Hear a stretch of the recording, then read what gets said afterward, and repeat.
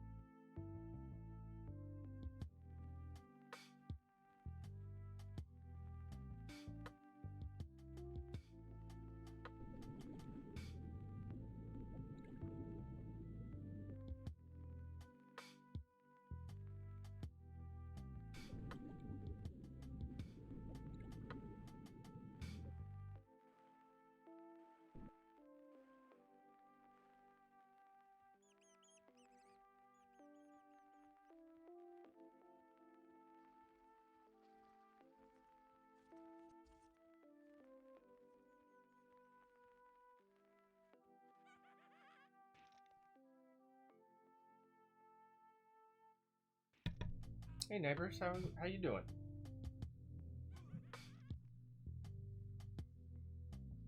So I'm doing the solo self-found hardcore.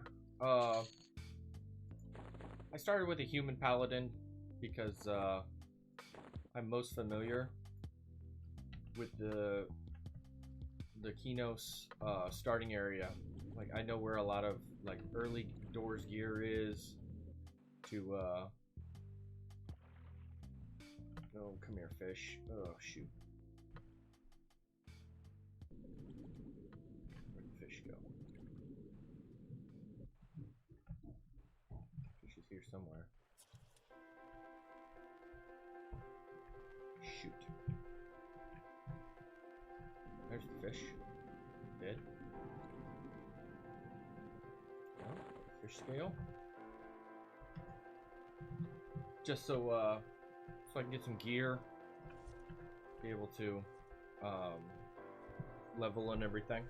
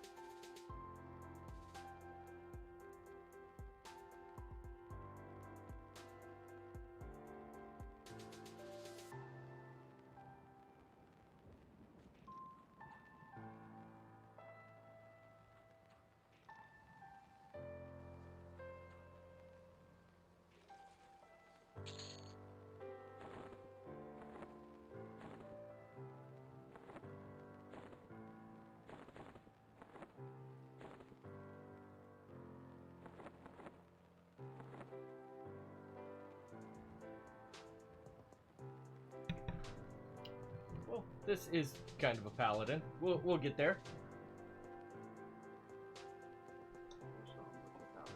Nothing's wrong with paladin. I'm working on it. I'm level 5 right now. Trying to get the other ring. We're actually I want to run up. I don't have enough gold right now. I need to go change over some gold to get. I believe it's the bearskin gloves. No, I'm a paladin right now. Working on. So it's daytime. I need to switch back over really. The crazy thing is, I have only found 2 skeletons in the Kino's newbie yard that were running around with rusty halberds. I have yet to see a decaying skeleton.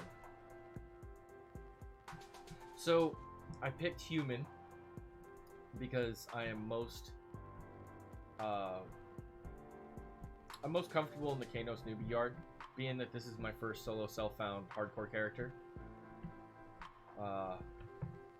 just to be able to start here.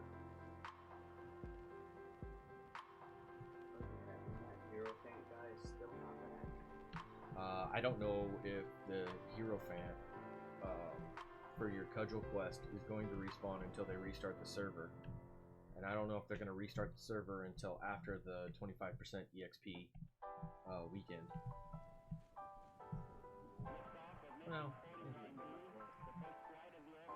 it is what it is, bud. I mean, it's an emulated server. Why can't they just like spawn in that? If I knew the answer to that. Let's see. I think I need. Yeah, I think I just spent like 15 platinum on spells.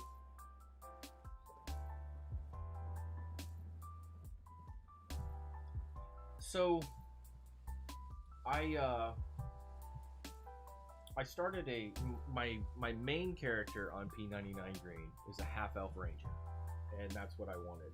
So obviously I started over in Surefall Glade, and really with my starter character, you know, he's level 51 right now, and I'm like almost 2 years into that character. I haven't reached 60.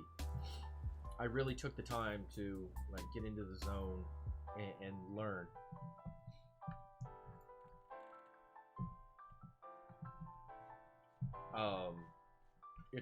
When this character dies, because I'm not sitting here going, you know, I'm gonna be the greatest at a solo self-found hardcore run. Chances are after this, I'm going to use a random number generator on both race and class and see what it is. If it comes out something that might be too easy, I'll run it anyway. If I get something crazy, you know, it is what it is. We'll just keep running these until we see about getting one and see how the trip goes. Uh-oh. Hold on a second. Oh no, I crashed. Hang on a second, I'll get the game back up.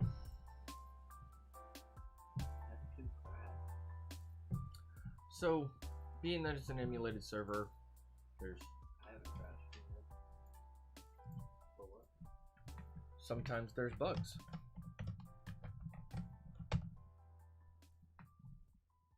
Okay, so I gotta wait a minute to log that thing. Troll Warrior, any warrior... Really? But yeah, Troll Warrior would be really fun. There's always that that your warrior runs can end quickly, because every time you attack something, it's okay. Either I kill this thing or I don't. Now, right now, you know, being that I'm the Paladin, I'm Paladin below level 9. I'm essentially in that area. I have to really pick and choose what I'm fighting right now. Not that this has been an all like dark green or blue run.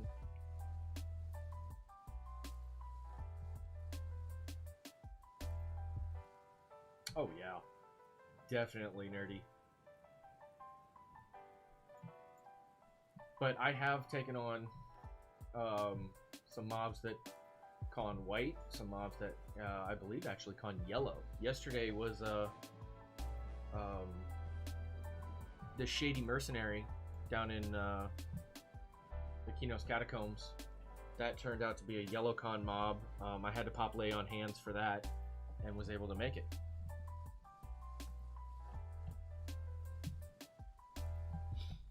But right now, yeah, it's a lot of like trying to level up skills.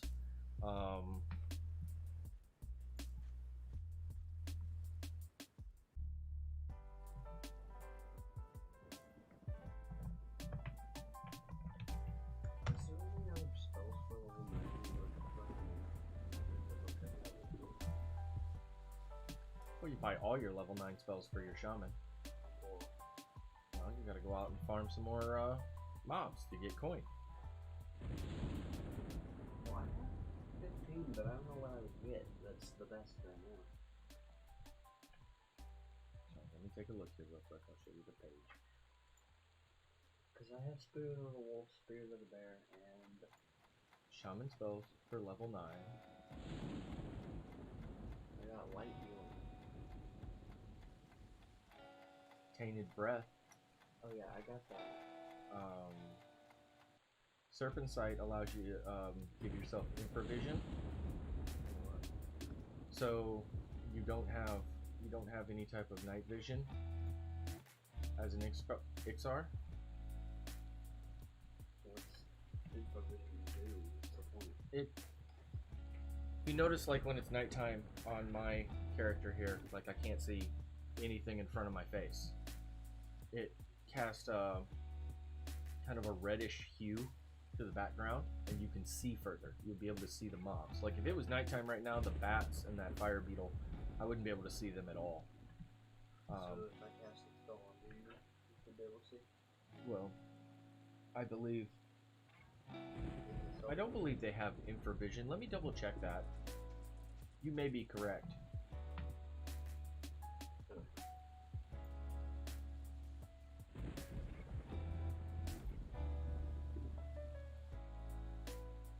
Yes, they do start with infravision. You are correct. So they start with, some of them start, I believe, with forage, increased armor class, increased HP regen, infravision, swimming at 100, and then minus 10 cold resist, but plus 5 fire resist. So you are correct.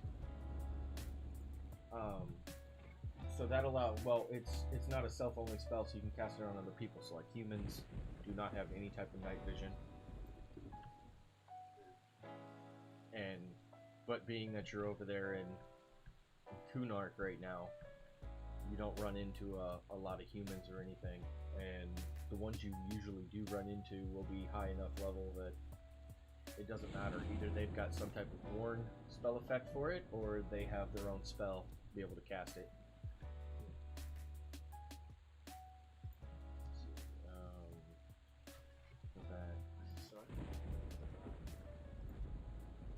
The rest of the spells that you don't have right now.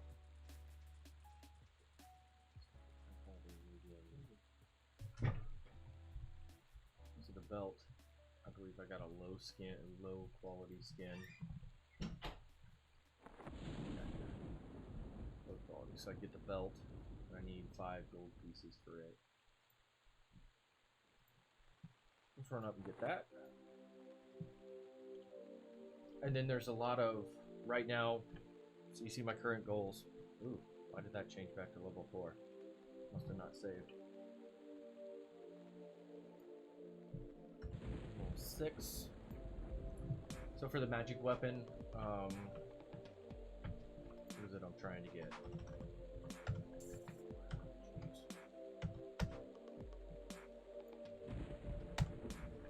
The one where I gotta run over to Misty Thicket and get the honeycomb and honey gem to get that that bashing weapon, and then I keep running down into the catacombs to try to see if the undead knight is up to get my second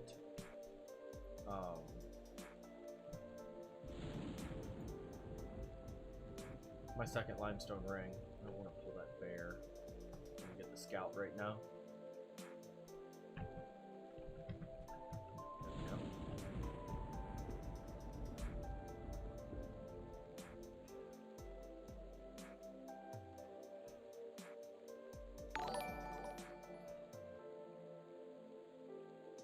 Hoople Bogard, thank you for the follow.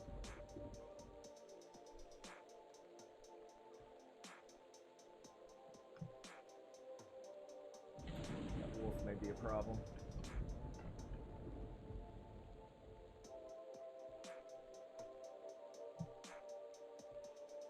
Yeah, hardcore. So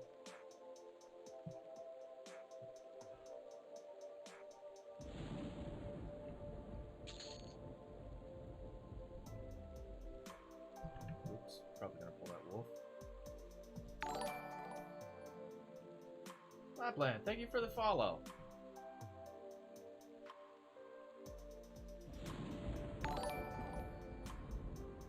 Nerdy, thank you for the follow. No, follows do not make me money. I am... Last I remember, I'll have to double check. I know I was pretty close. I know the follower goal up there at the top. I should be at 50 or more now towards affiliate, but I still have 3 or 4 days.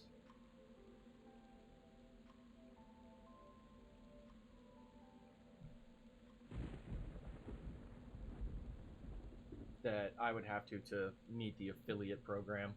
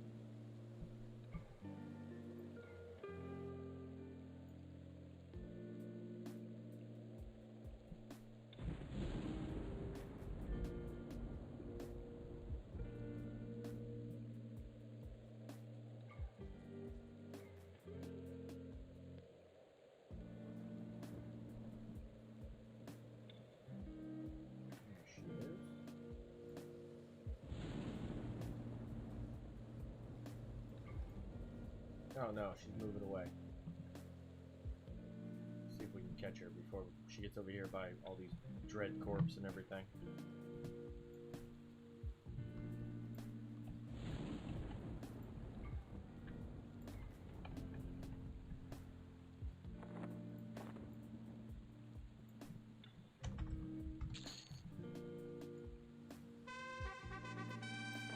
There we go.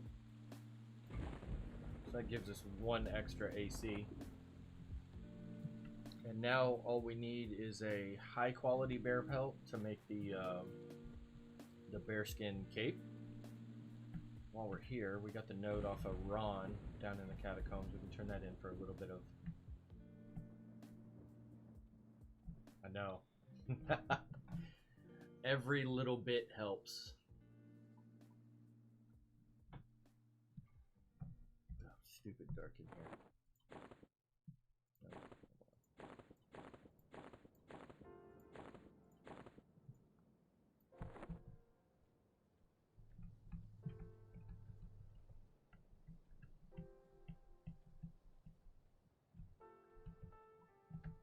While I'm in here, I'll look up the magic weapon I'm going for. I know I have to go to Misty Thicket.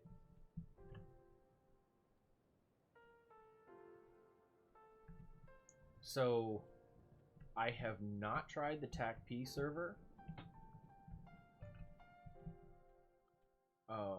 At Plains of Power, back when it came out on live, was the time frame that that I stopped playing. Some of it was due to I didn't like you know, the slaughtering of the druid ability. There we go, another bandage. By just being able to port up to the plane of knowledge. And even back when Luckland came out and you were able to go to the Nexus up there, But really, what it boils down to was, I was young, 19, 20, just getting married.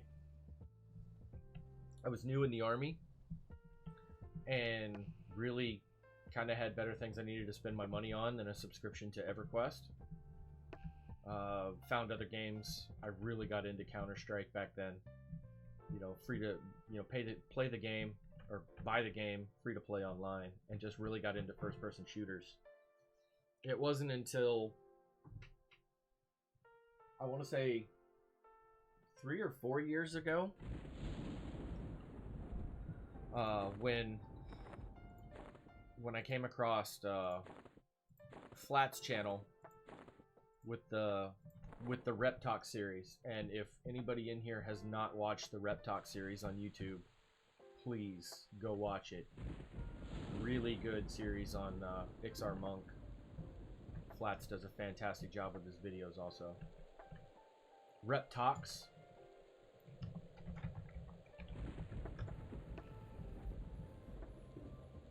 So it should be...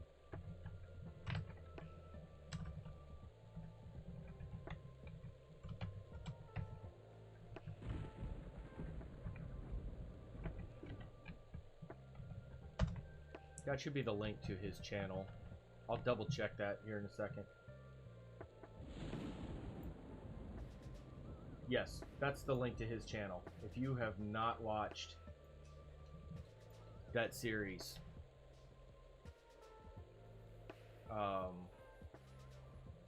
he starts in XR Monk on Blue some years back. It's been a while since he's uploaded. He's taken a break, but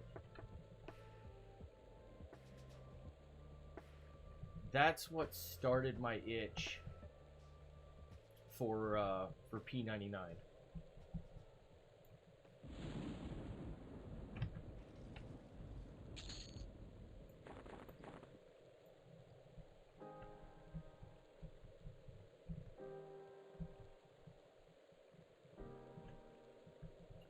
And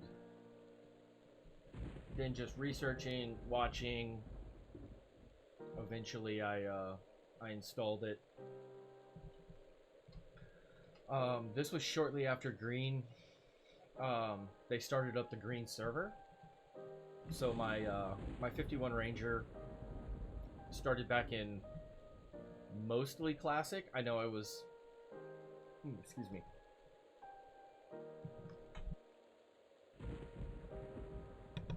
I was in the game before the Temple of Soul Row.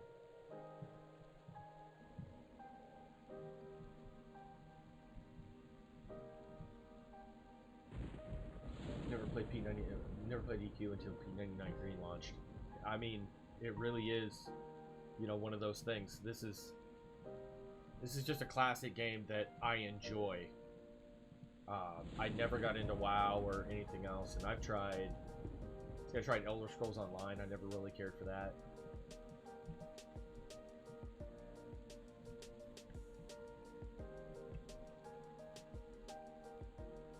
There's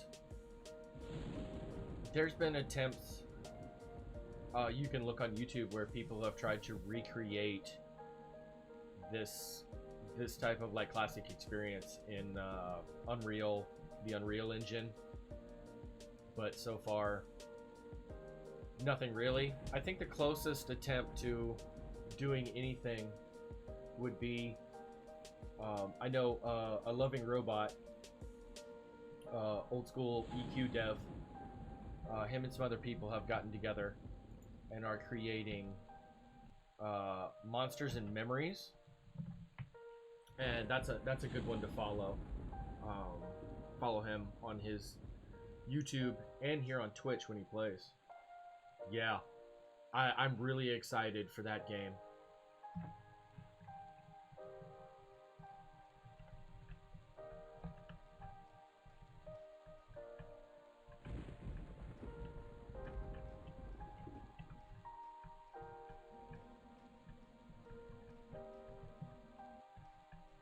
I'm more excited for Monsters and Memories than I would be for anything like Pantheon. I think at this point the hype train on Pantheon is just too high.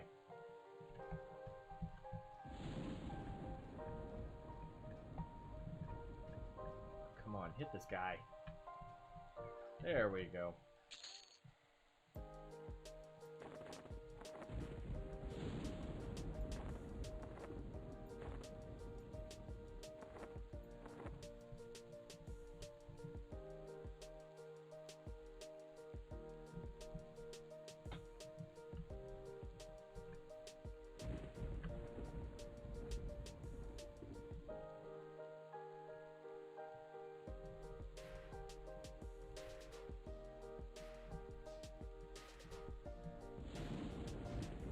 Doing these, so then to go to the hardcore,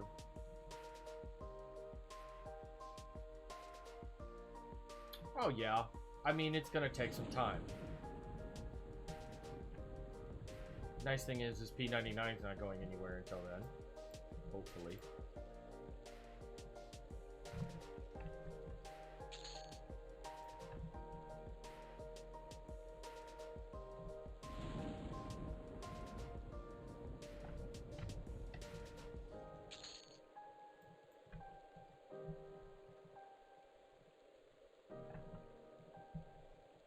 Where's the drift? I haven't heard of that one. I'll have to look that up myself.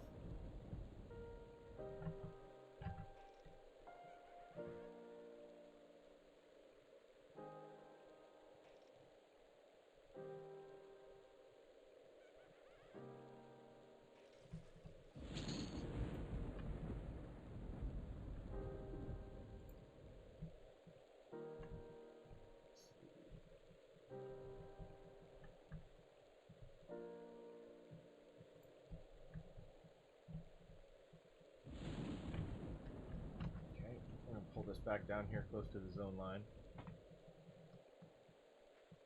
Yeah, definitely. I'll be looking for that.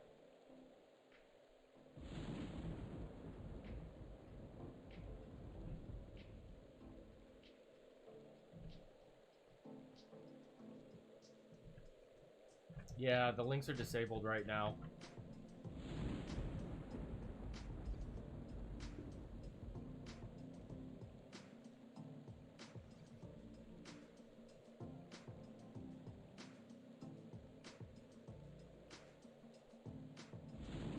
Thing is the bear can't hit me, but oh, Super Bits and Bobs, totally. I've watched quite a bit of his videos. That's another fantastic channel for anybody else who's, you know, just wanting to watch P99 content.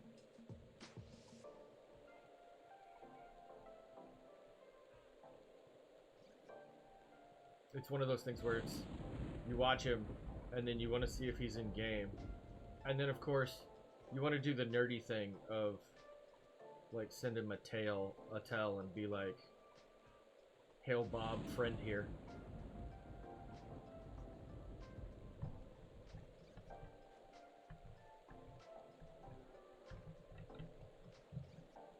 Get a high quality? Nope, we got a ruined. Just another chunk of meat. Yeah, 2 chunks of meat, good.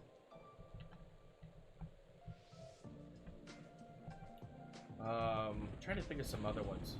So I was going back to talking about what got me into the solo self-found hardcore runs, and that's Zaid God has a playlist on his YouTube channel. It's 87 videos of him doing the solo self-found.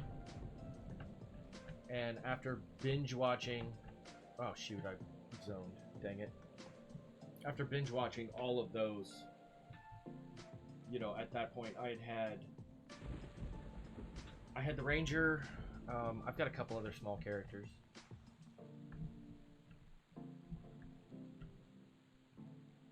I was like, okay, this is where I want to go from here.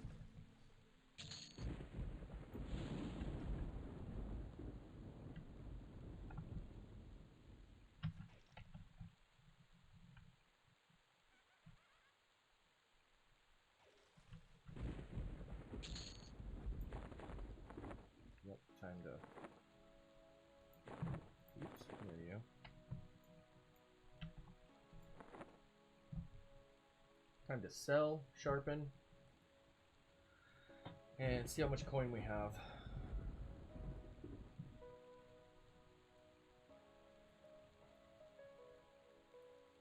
Oh, nice. I have been part of a group that has looted gold Nefriti boots once. Not that the ranger needed them. I was more... So we were... The three of us, we had an enchanter and necro, and then me on the ranger.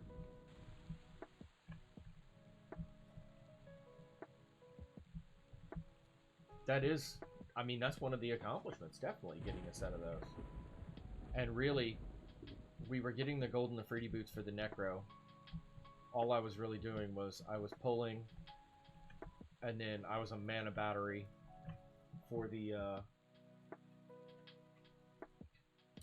enchanter.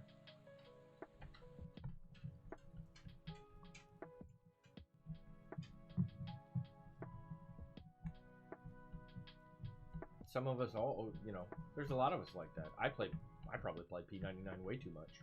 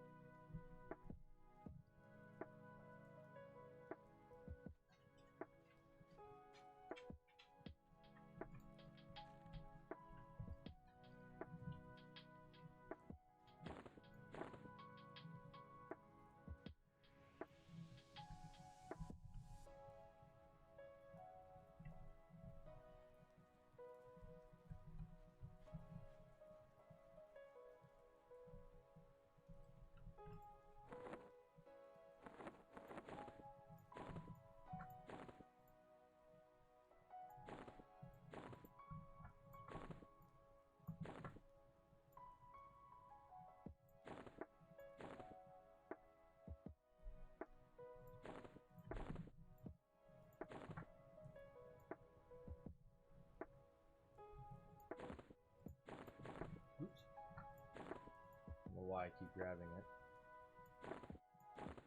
There we go. Right there. What else do I have?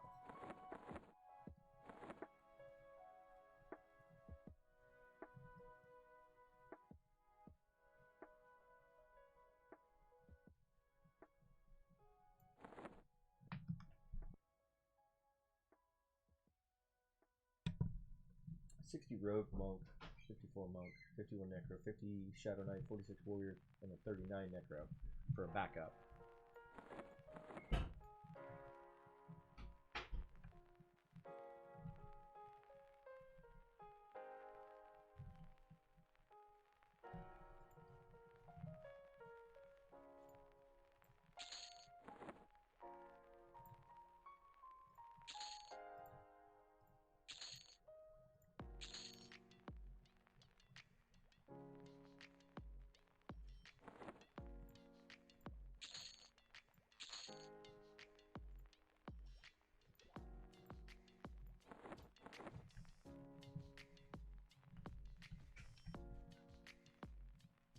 Yeah, really, the ranger's the only thing I have over level 30.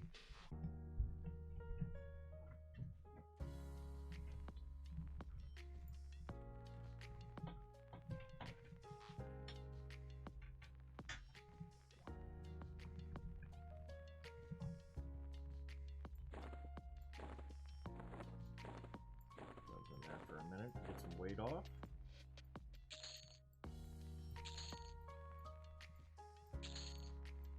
Getting close.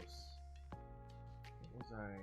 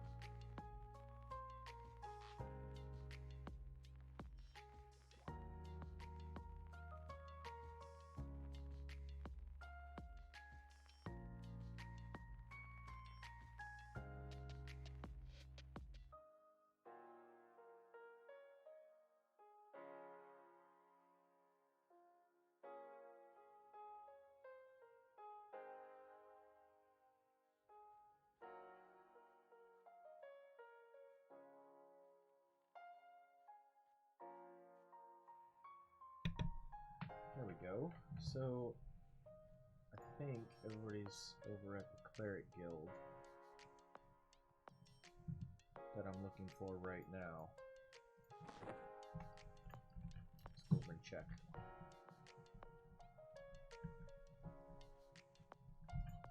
Yeah, it's in here. I'm looking for... You have to kill. You have to kill the mob for a quest, and the quest gives you some really good armor. Oh yeah? Yeah.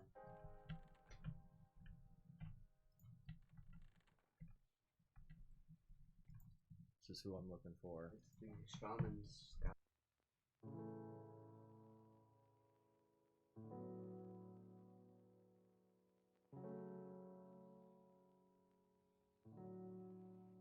Yeah. Can you solo them? No. You can't. One, you can't solo anything in the Plane of Sky. Because, one, you have to have a wizard port you up to the Plane of Sky. The Plane of Sky is a raid zone. Yeah. So my son's in here, and he just started playing P99. He's doing a lot of his own research on the wiki and everything for stuff that he wants. Look at everything. Yeah. So the cloudy potions, I wanted to see, those are just over 10 plat because the magic weapon that I want to go for is the Shining Star of Light. So I have to go to Rivervale, and I'm going to need cloudy potions to, at bare minimum, get through either the gorge, or, to tell you the honest truth, I probably would. I'd need 2 of them to run through the gorge, that or High Hold, which I'll probably run through High Hold, tell you the honest truth. I know that zone better, and there's no chance of an evil eye seeing through Invis to kill me. I could just run the zone wall in Kith to get from High Pass to Rivervale.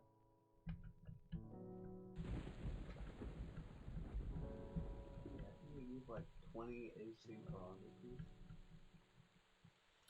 So your what you're thinking of, the Sky Quest, the Plane of Sky is different islands, and you need keys to go to each different island. And then you need, you know, like a fairly sizable raid force to clear the things, because you have to clear one island before you can move on to the next. So right now, oh, it's fantastic XP. And if it's still the same, if they haven't changed the zone modifier here on green, it was like 3rd or 4th on the list for Zems.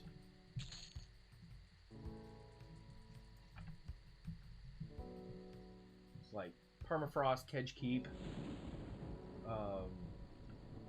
then the Gorge of King's Orb, if I remember correctly.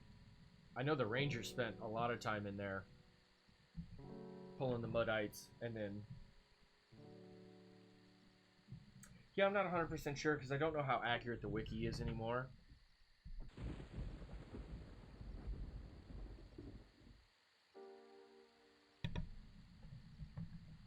To the actual Zem values, but... And for some reason, no one's farming the Field of Bone on the ramp, so I can't get a warrior. Well, level 9, you might be able to go over to Current's Tower and get a group there. As a healer. Yeah, definitely probably.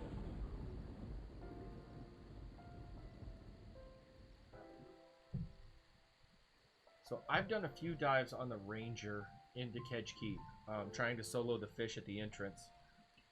It became especially good when in the 40s or so, when as a Ranger, even though it was the low-level druid spell lull animal, I was able to lull them to split them and single pull them.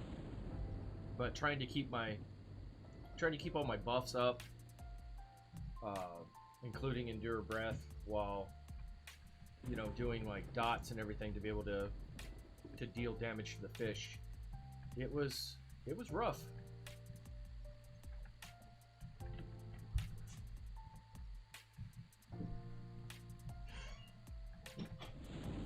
Come on, bear.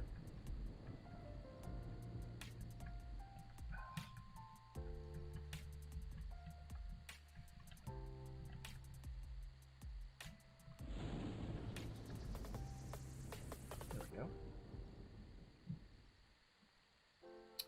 Medium quality. We'll just have to sell that one.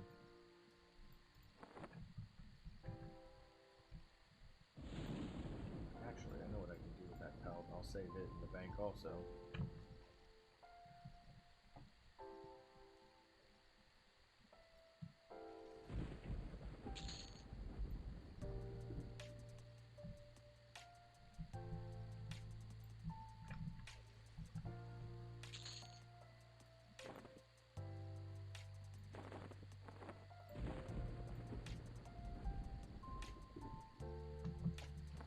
Kedge Keep really is one of those zones that the furthest I've gone in is down to the golden hair mermaid to get that drop to do the rain collar on the Ranger. I've done that a couple times, but I definitely have to get a group to go down there, even on the Ranger at 51, because that mermaid's like a level 40 Ranger, but she beats on you really hard.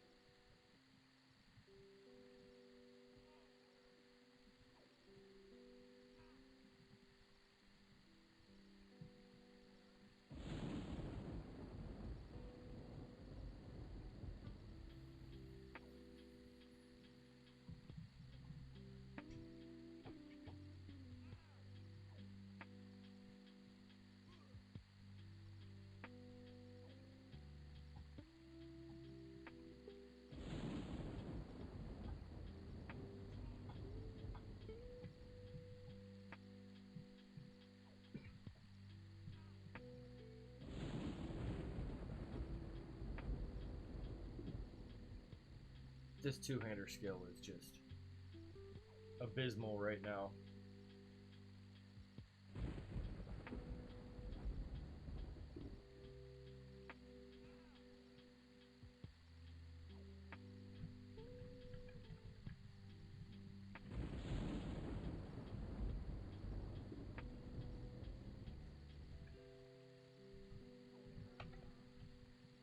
Get a high quality.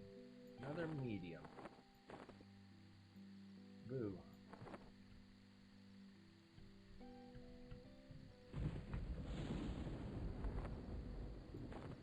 A little light out here. Boy, I need that magic weapon so I can start taking out Will-O-Wisp and find a greater lightstone.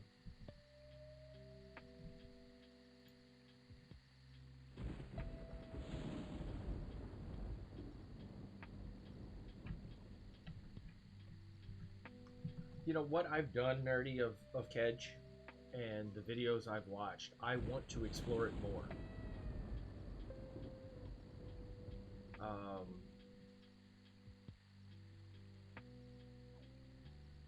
You know, on the side, I've got, you know, 22, 23 druid, halfling druid here on green, and I'm really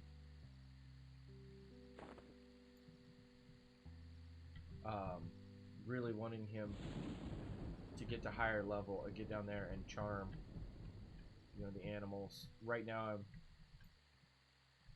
that's green. Working on getting level 20. Yeah, it's 23. Because I'm working on getting level 24, so I can get the new charm spell, and then kind of, I guess you could say, practice my skills down there and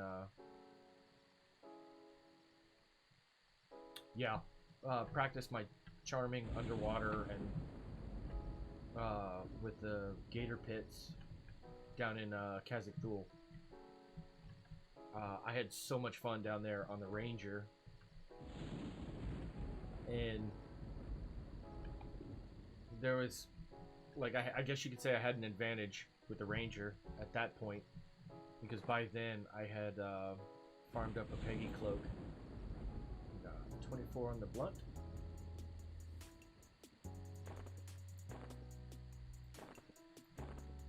Some better light here.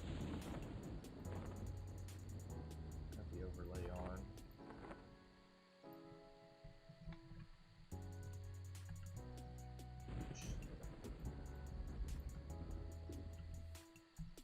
No.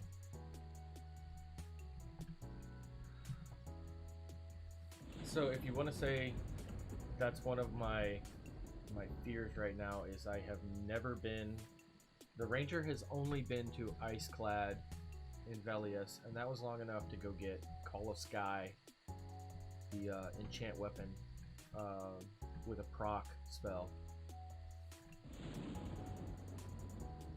Yes, because Dead Man Floating is one of the most overpowered spells I can think of, besides, you know, it's right up there with, like, Clarity.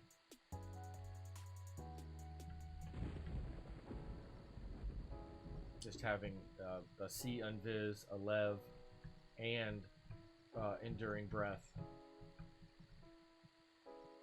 Spicy.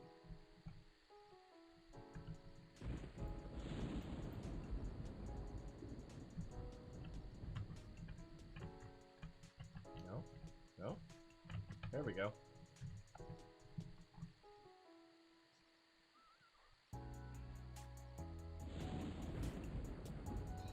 I mean, unless you're going to drop about 3k plat on a fishbone earring from someone sitting over here for 6 hours at a time.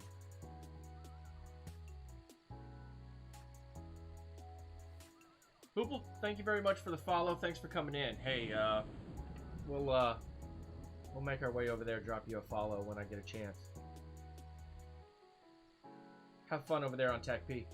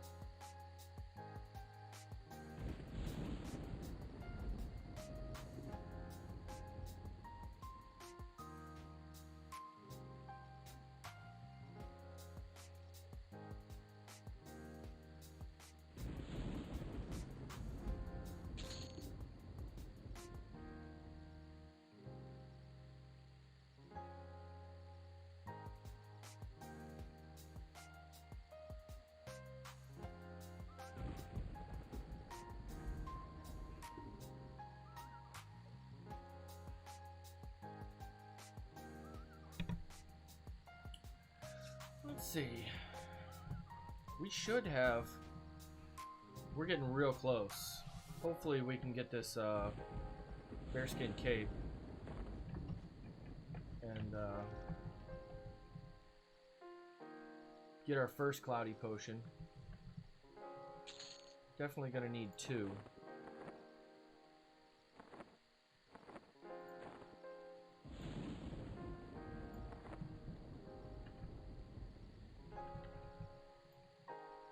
The moment I challenge one of those snakes is when I'm going to get, like, just wrecked with poison. Uh-oh. Good.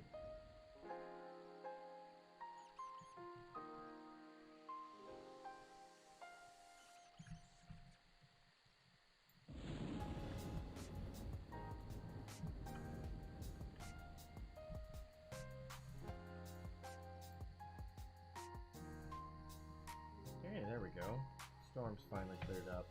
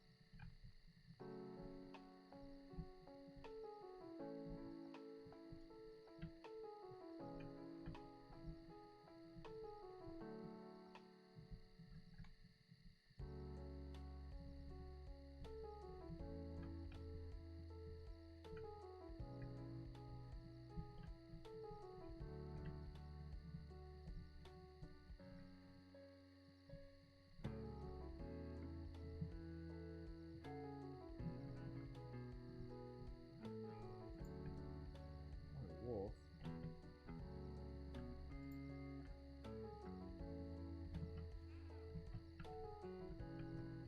Gotta keep that eye out for Holly roaming around out here, or this run will be over quickly.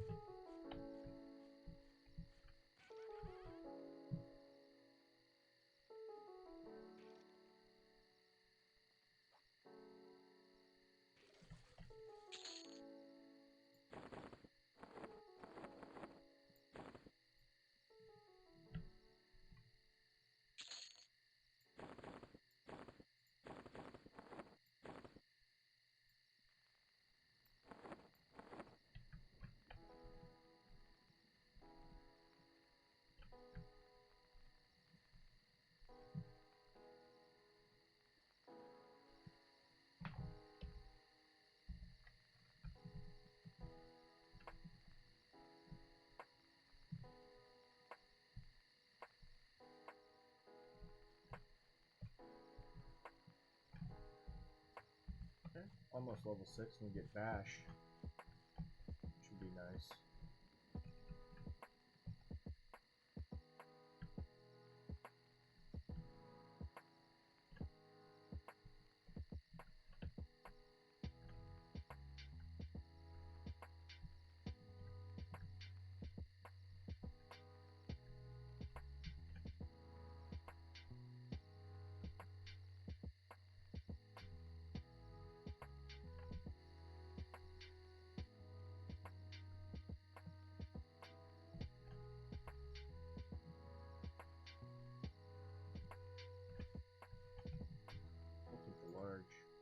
Yeah, larger green now. So.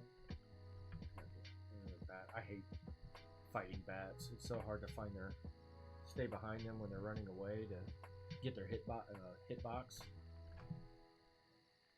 Excuse me.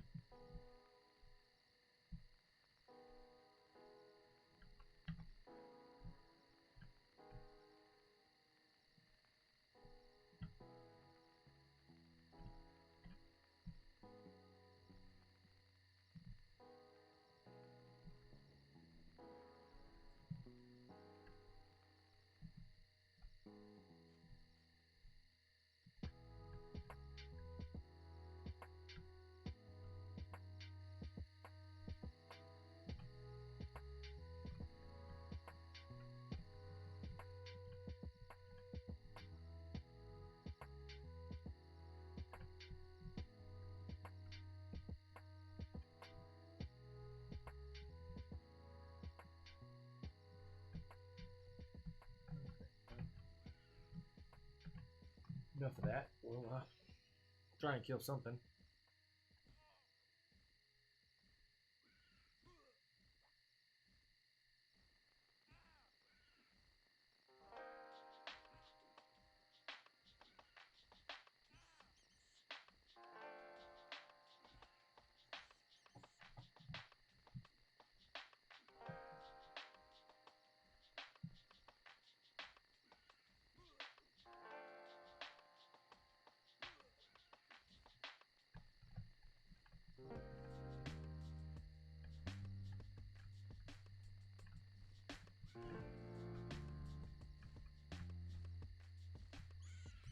There we go.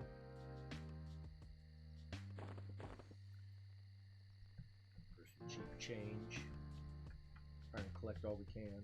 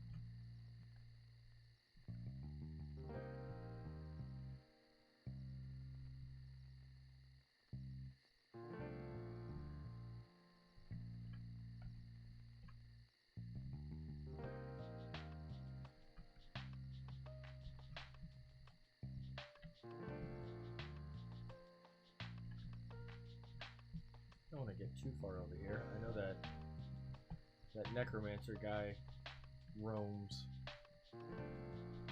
and that's the last thing I need.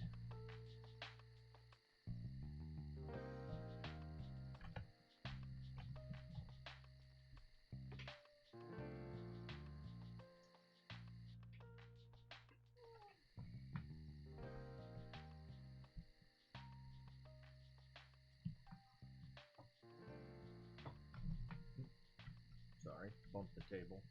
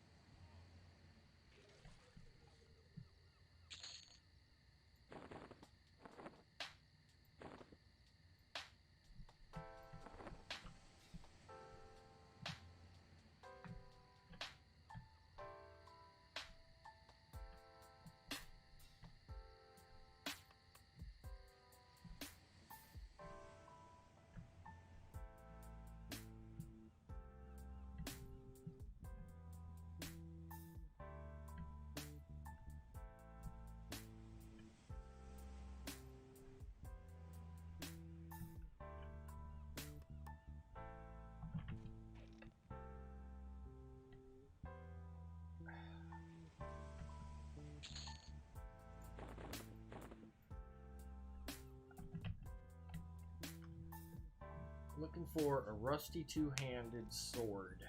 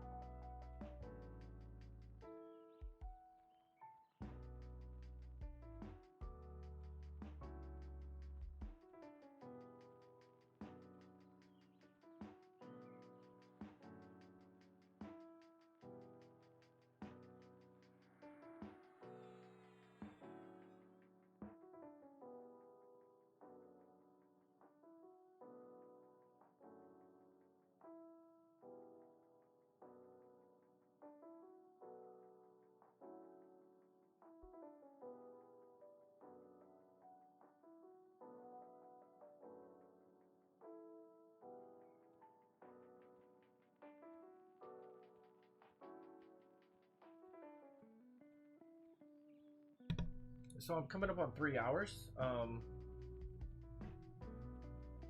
gonna set over here for a second.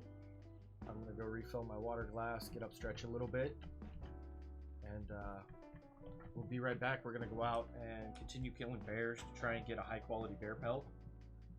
Thanks everybody for being here. If you want to, you probably should get up, stretch yourself. We'll be back in just a minute.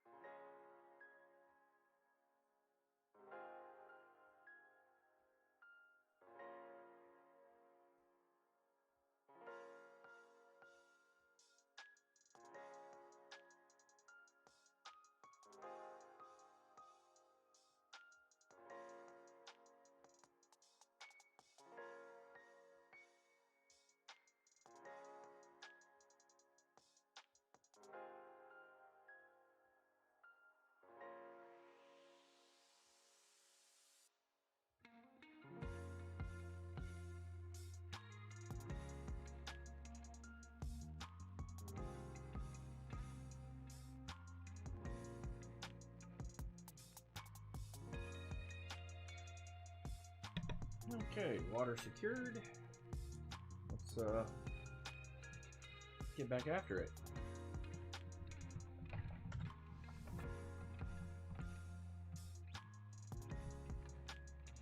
Is that a two-hander? Oh, it's a spear. Dang it. We'll get it for blacksmithing. Nope, nope. We'll give it to them. Knock yourself out.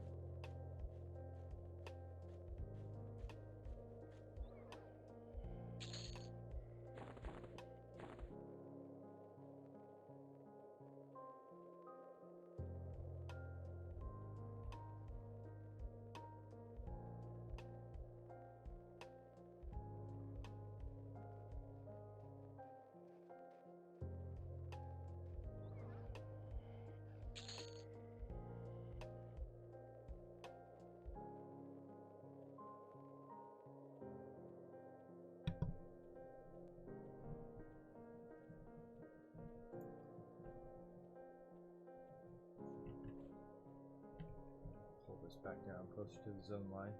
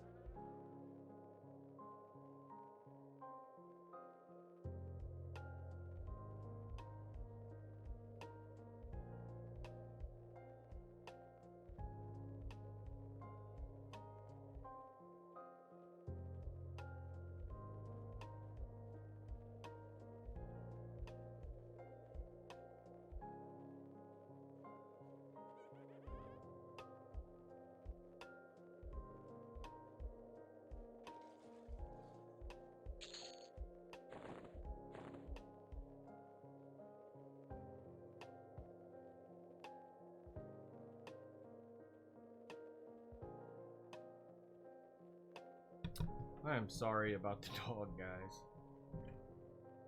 My wife is coming home.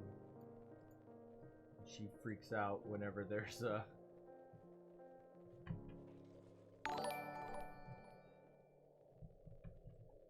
Matt, thank you for the follow.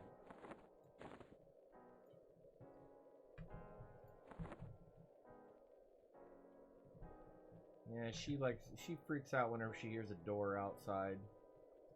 She knows somebody's out in the yard.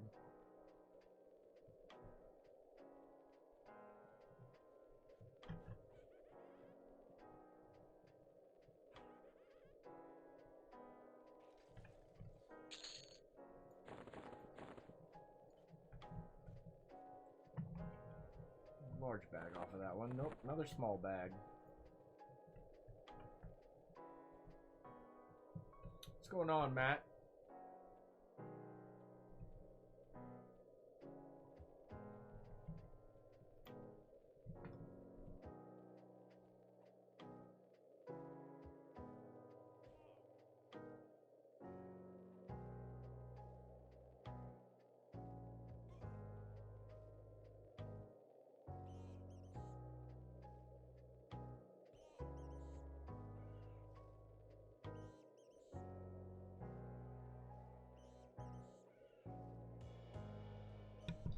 Same thing here. Just, you know, enjoying my day.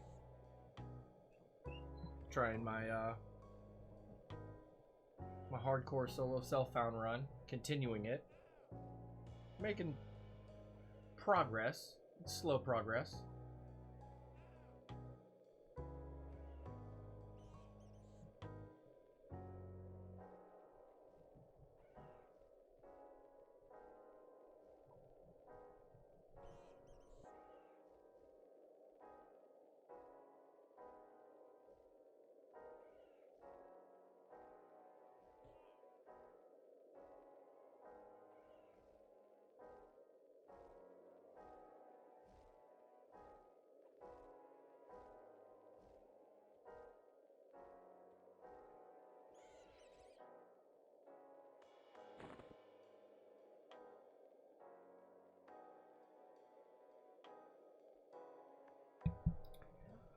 You know, I mean, it happens.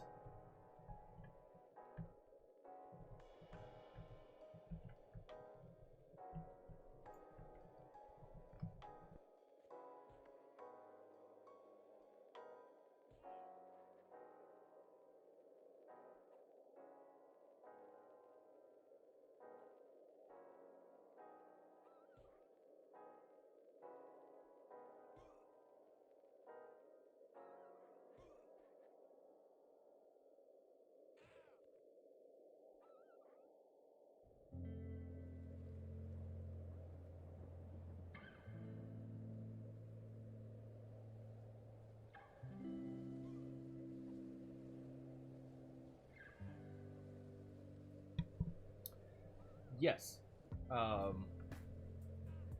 It's not very forgiving. You have to pick and choose your battles.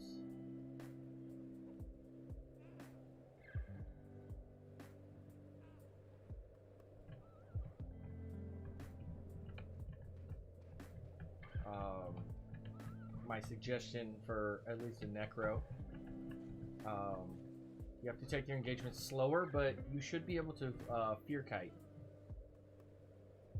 at your level.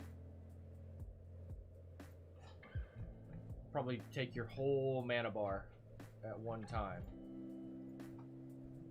to fear kite one mob.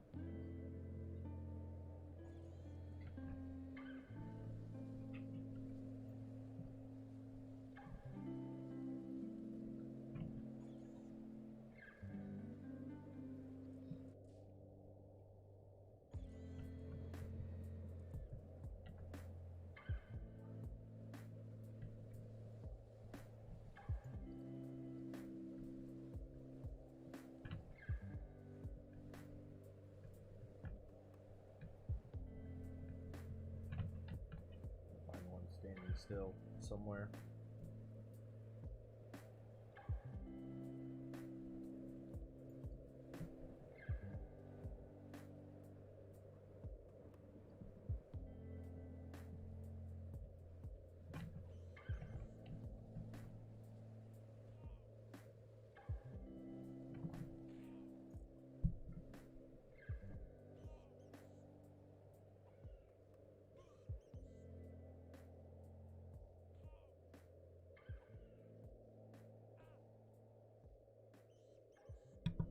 I may have to zone this bat to even con, beating up on me pretty bad, and I really don't want to pop my lay on hands right now.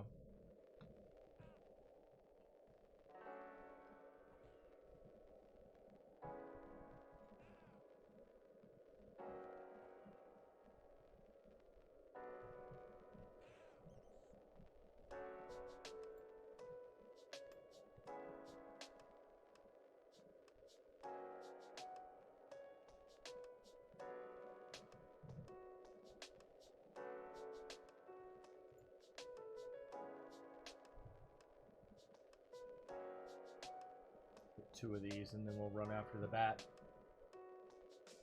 No.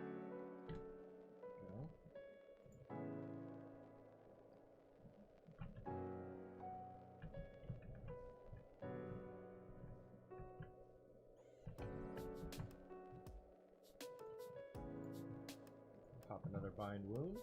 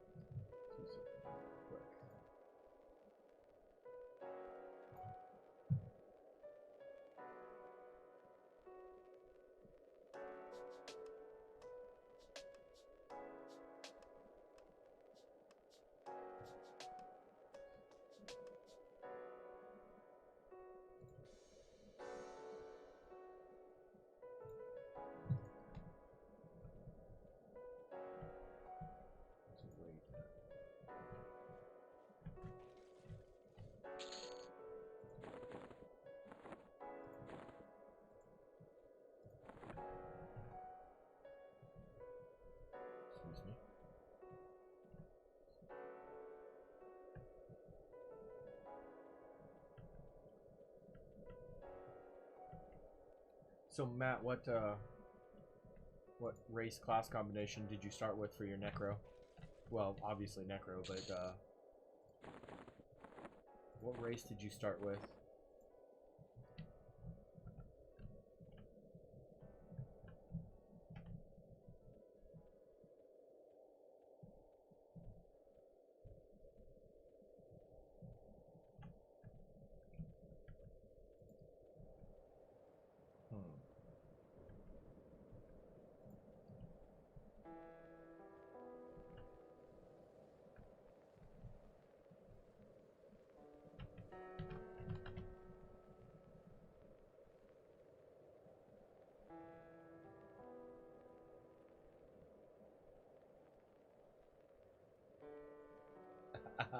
Yeah, yeah. So there's benefits to the XR Necro. I don't know if you know about the P99 wiki, but at the XRs have the natural regen, same as the trolls. So it really does help out in the later game when you're using your lich spells to regen your mana. You'll lose less HP, but there's an inherent difficulty to starting with the XRs because you're just way out there, so far away from everybody else. You get your random high level, you know, people that have characters on the server. You know, they'll come down there to the Field of Bone and everything, buff people up. You can get clarity every once in a while, but it can be a little difficult. Oh, come on, Bear. I need some good hits here.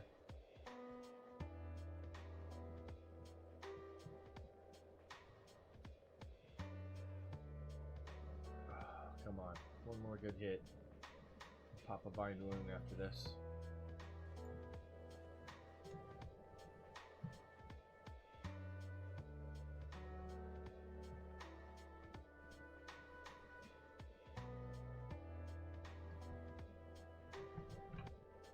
There we go. Get it? No, we got another medium quality.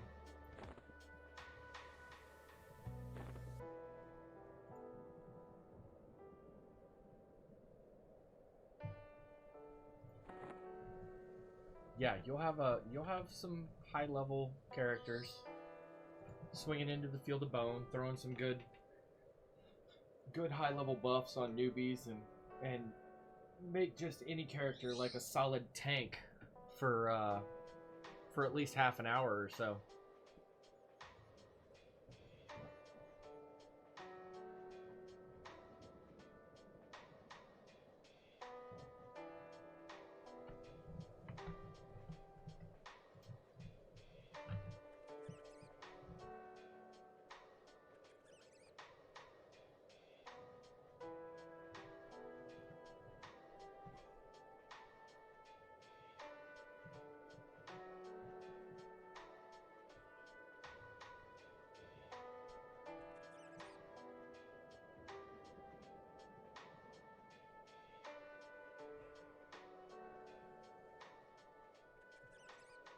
Oh, so part of the damage that I'm getting, I have here, Tom, is I just took on an even conned brown bear, trying to get a high quality bear pelt to get the bearskin cloak from up near Surefall Glade.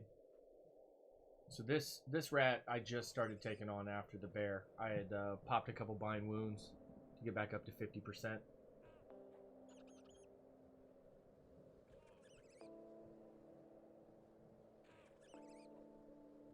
Well, now now he's starting to hit me hard.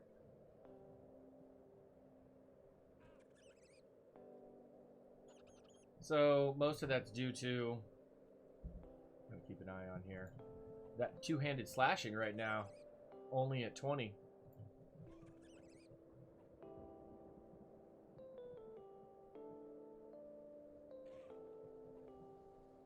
All right, rat.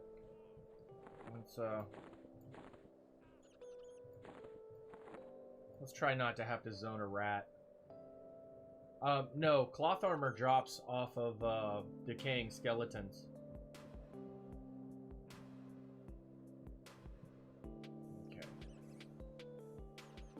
So as long as you're farming up decaying skeletons, you'll get random drops of cloth armor to throw on.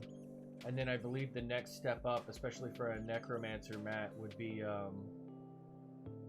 either doing the quest for bristle silk armor, or just buying it off of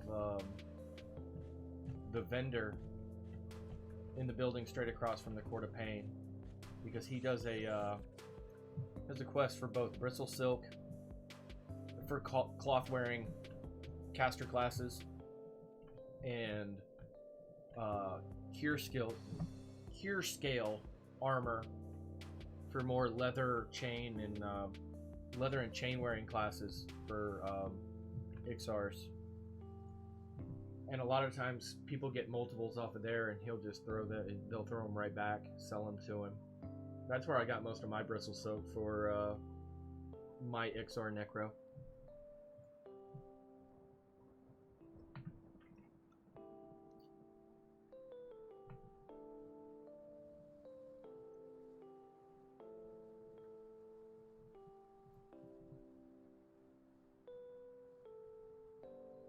Then I'm trying to think. I'll have to double check the wiki to see if plain silk armor. Oh, I'm about 50%. I just wasted. So let's see here.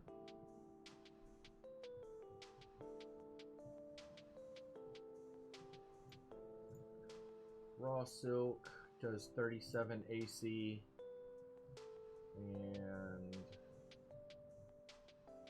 dropped Kunark.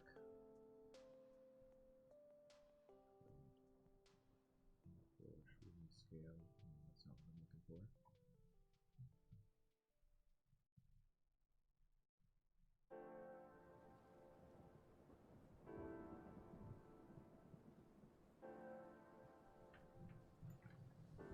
Trying to find it.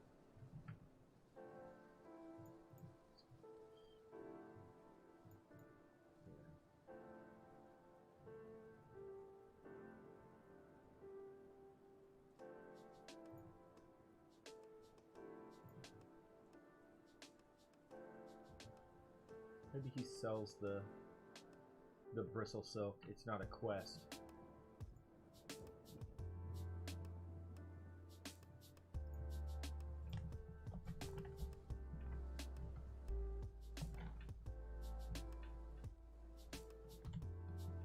Does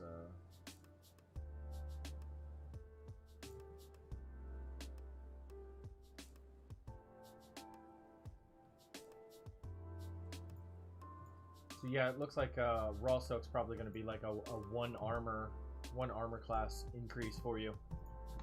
Creating raw silk, which you can do by farming the large spiders out in the center of Field of Bone to get those and tailoring them.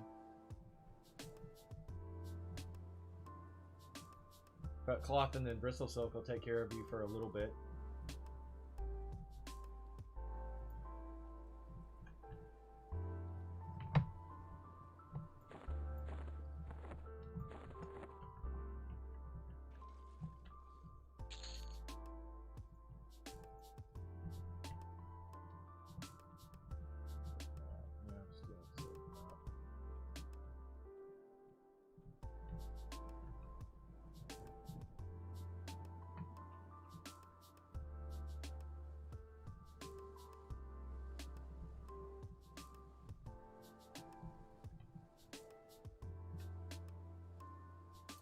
So there's no map in game, but if you go to just Google the P99 wiki.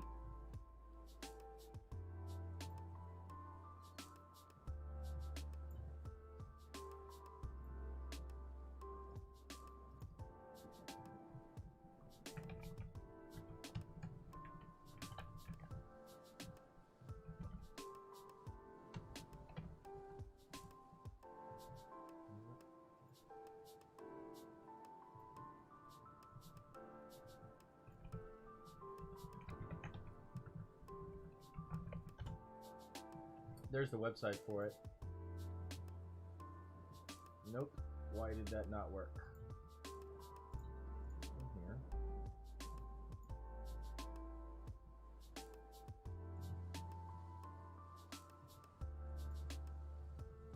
Well, Google Project 1999 Wiki. That'll get you to it. You'll have a tab. You have on the left-hand side, you'll have a hypertext link for zones. And that'll give you an overall map of everything. The other side of it, I can show you here. So in your abilities tab, you set a sense heading, and then in your socials page, you can set. Oh no, that's for forage. So just sense heading over here to your top 6 will only stay through zones. The 4 you can use down here, but they'll clear out when you zone anywhere. So you have your sense heading button, say here on 6, and if you use Alt plus O,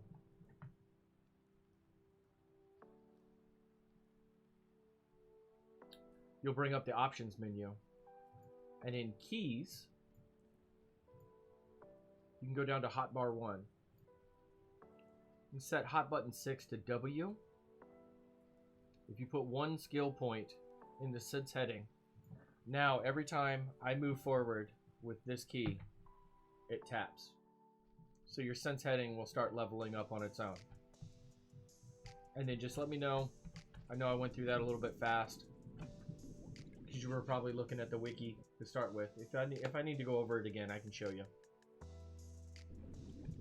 I'm going to go down here into the catacombs and see if the Undead Knight is up for our second limestone ring, and that'll take care of that that goal. As long as... Okay, gelatinous cube is up.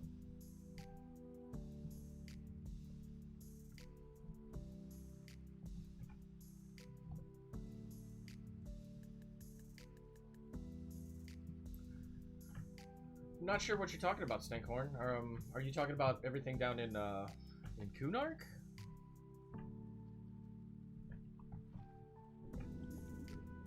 Fish is not up. Neither is the Undead Knight.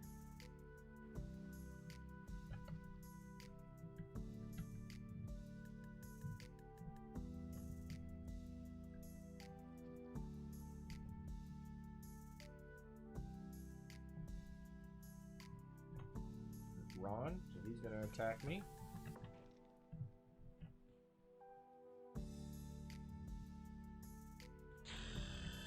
There's a ding. Awesome, we've made level 6.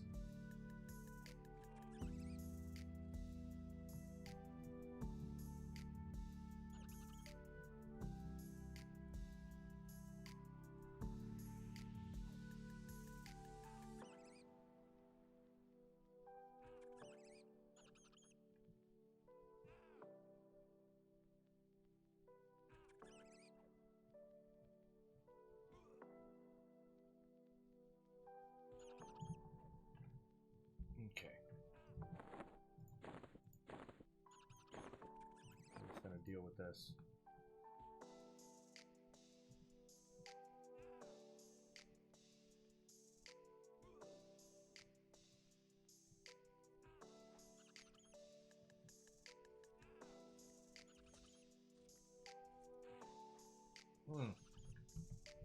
This rat. We're getting there.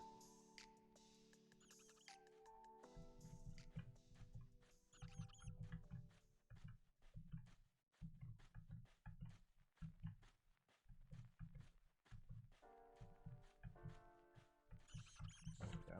Dead.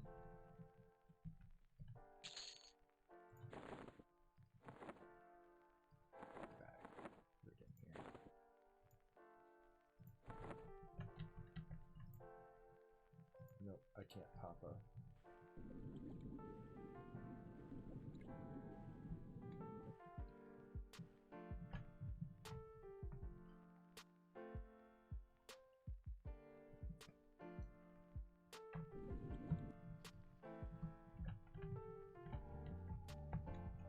Well, I don't see too much of that, at least in any of your newbie yards from Antonica, and even Fadeware. Kunark, I feel, is different. There is... What was I doing? No, you're rusty. I think we're okay to go back out for a little bit right now.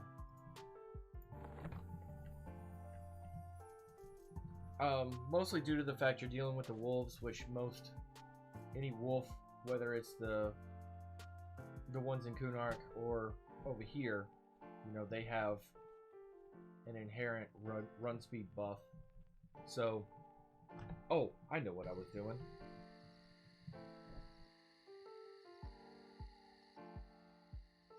Sorry, I had to mute the mic there. But I don't find, like, I haven't been stunned yet as the Paladin. Ogres have the inherent racial ability of frontal stun immunity. More, it's just a slow-paced game. This is what a lot of people prefer. Well, I mean, at least the 1,000 or so that I've seen on P99. Alright, we got Bash now. Just need to buy a shield.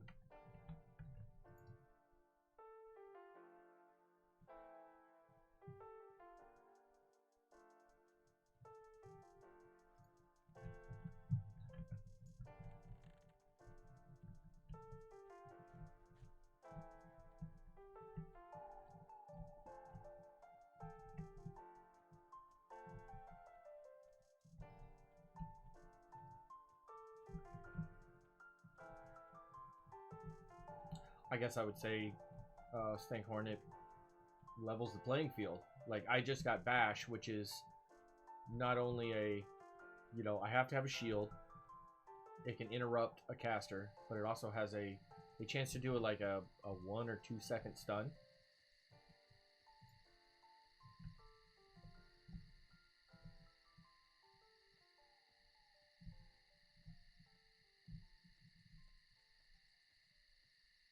I don't know why I came running after this one.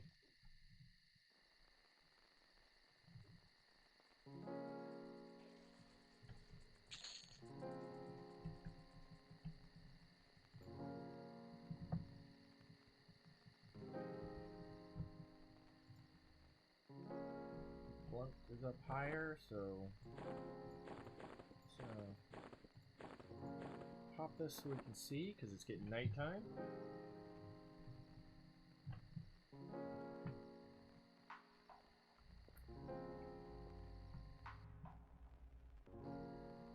Oh, we're going to change here to level 7. Update our goals. And hopefully, here soon, we can find a high quality bear pelt.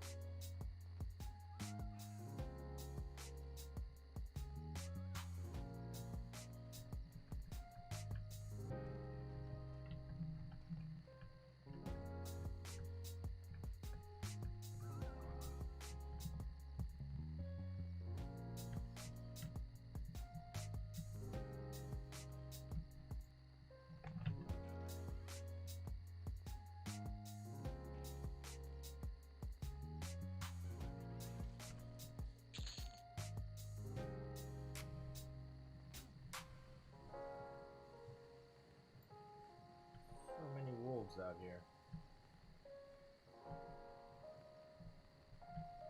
Start clearing them out.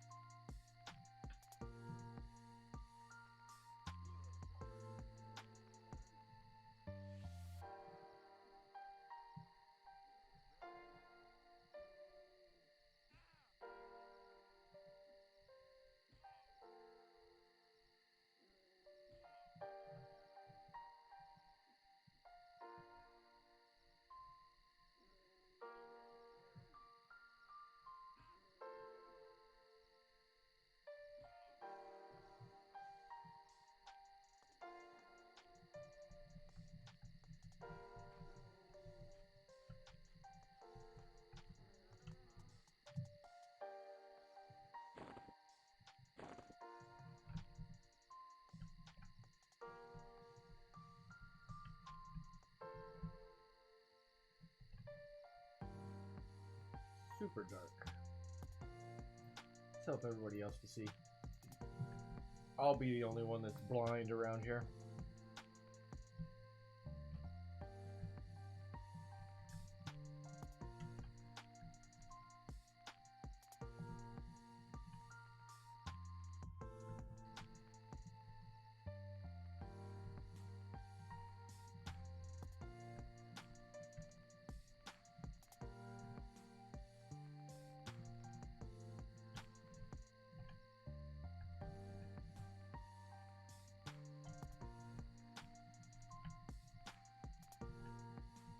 That's why I keep the camera angle so low right now. Is I'm looking for the silhouettes. Excuse me. And then get lucky when a will-o-wisp pass things like a. So I use a color correction overlay and I add some gamma to it. I'm not running into the wrong spot. Still keep an eye out. So.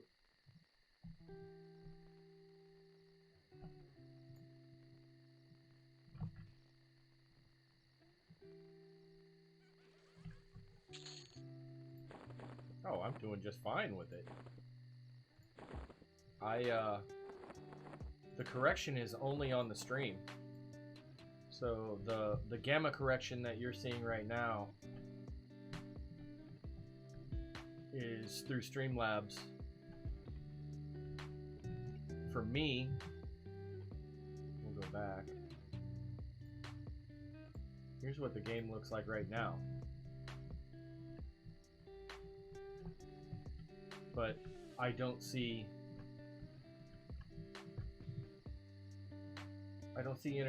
any entertainment in anyone watching me.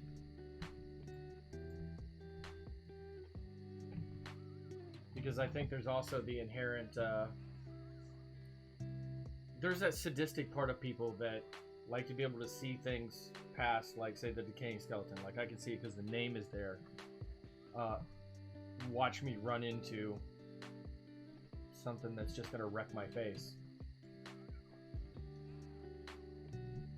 I about did it in the Keynote's newbie yard. There's a level 7 or 8 skeleton, not a decaying, that can spawn there. And it was at night. I almost ran straight into it 2 days ago.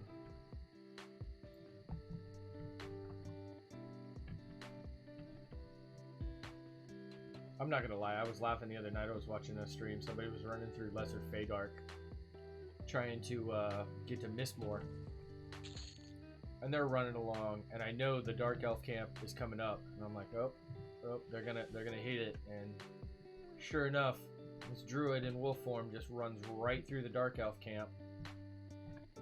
Dang near gets splatted, but did make it to the Mistmore zone line.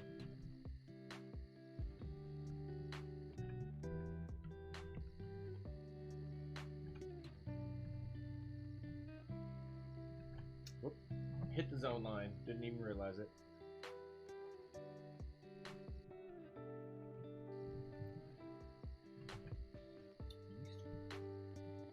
There we go. Trying to get back out there. Really, I'm hoping for this bear pelt quickly. Sadly, it has not presented itself. We have a few pelts stored up in the bank. Once I can start getting some spiderlings.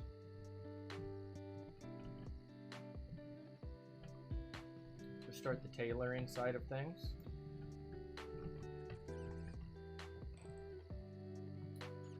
Trying to do tailoring up enough that I can be able to get some the large bags. Not necessarily the handmade backpacks.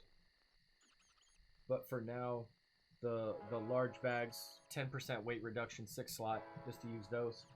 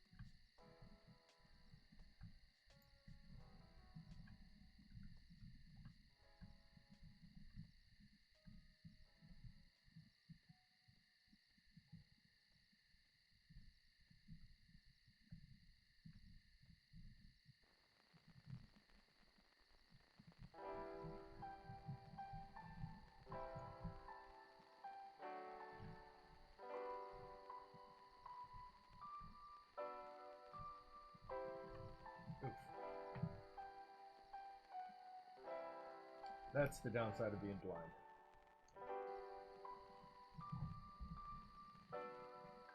Looks like we do need to go in and south. Sort of look around. We need to drop off stuff. Still looking for a rusty two-handed sword. I have the halberd, but the delay on it I just don't care for. I know it does more damage, but I would rather. Plus the two-handed sword is large compared to this being giant, so it takes up an entire slot on its own.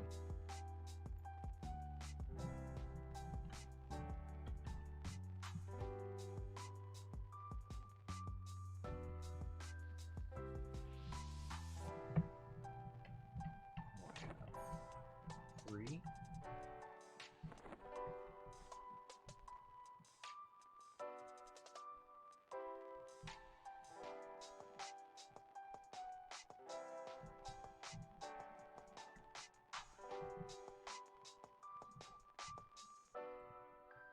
Take this back off.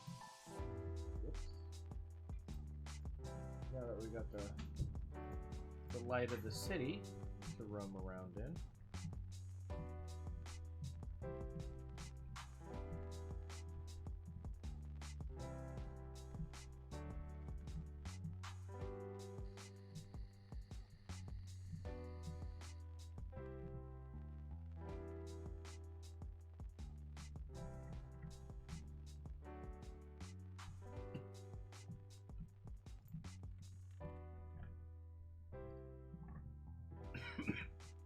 Excuse me. Let's see. Large bag.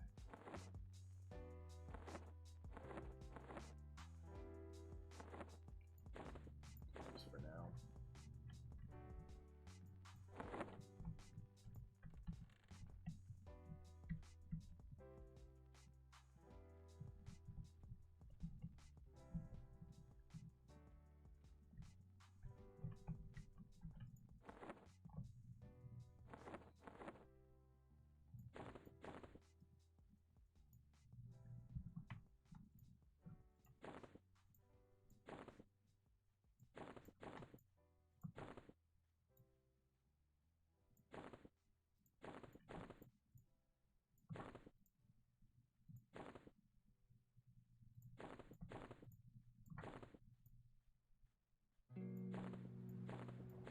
Getting there.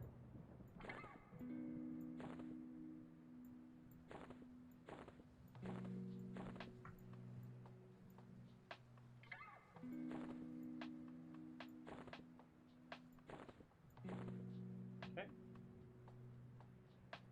No longer. Okay, so one of those. Hit the spear. I've already hit the trivial on the spear.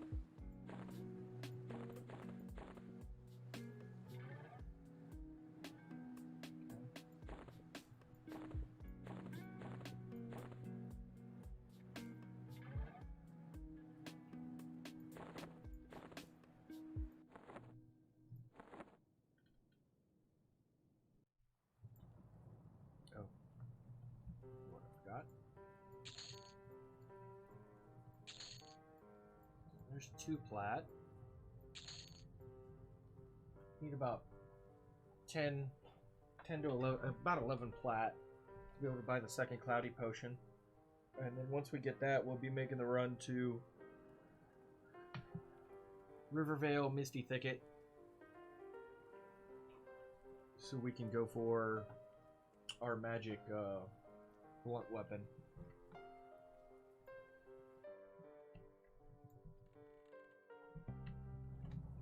Clear out. Yeah, I did clear out. Okay.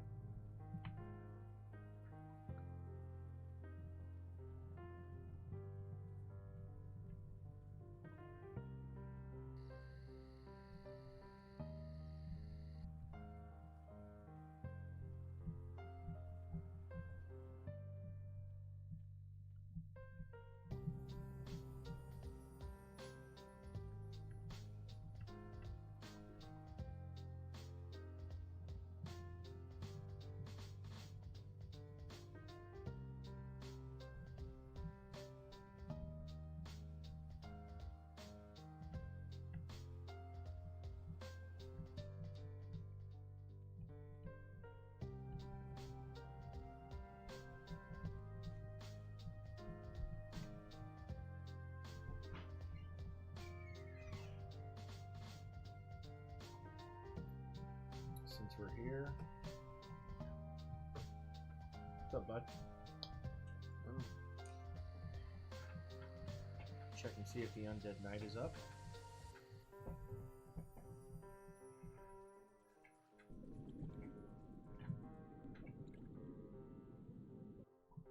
What's a magic weapon? So when you look at the stats on a weapon,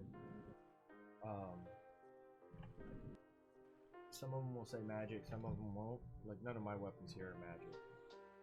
Yeah. Will show up here. And that's so you can hit certain mobs are immune to just regular physical damage. So like will-o-wisp, ghouls, mummies. Oh yes. There we go. They're immune to just regular physical damage. I believe he should be blue to me. Yeah. Just gotta keep an eye on my air.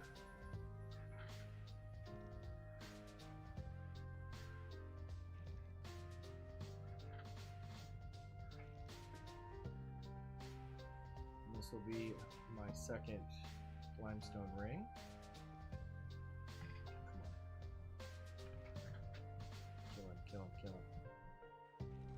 There we go. There. There we go. +5 HP. That'll clear out another goal.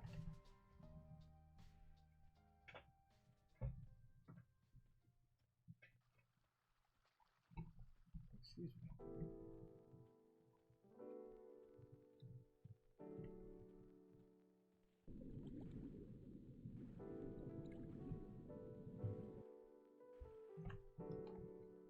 And probably the next time we'll be back down here will be to get the parts needed to start the Bone Thunder Staff quest.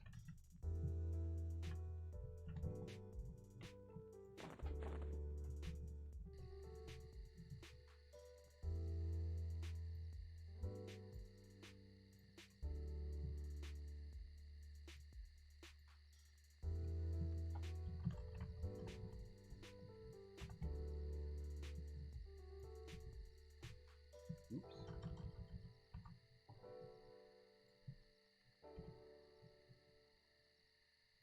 Yeah, getting there. I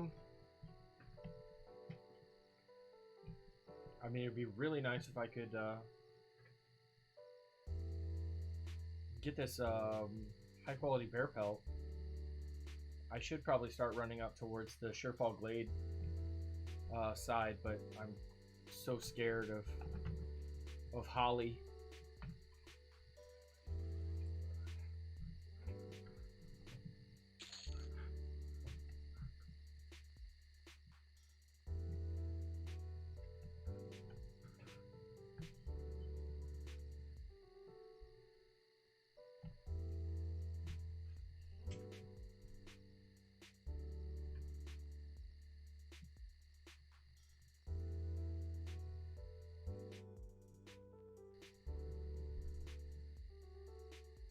I see something with a stick. Oh, crack staff. So nice. What? Yeah, so crack staffs on Antonica are similar to any of your skeletons you see with a shield over in Kunark.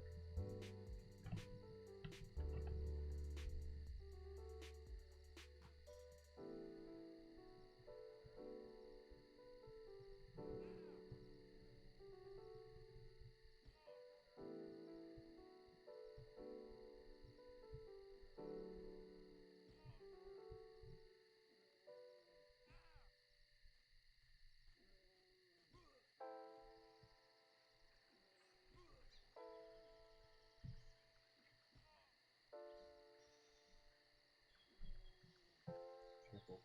I'm kicking my desk there.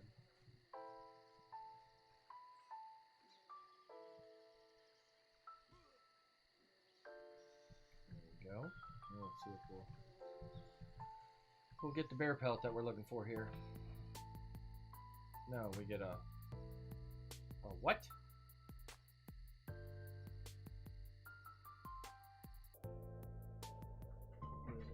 That's a lockhide jaw.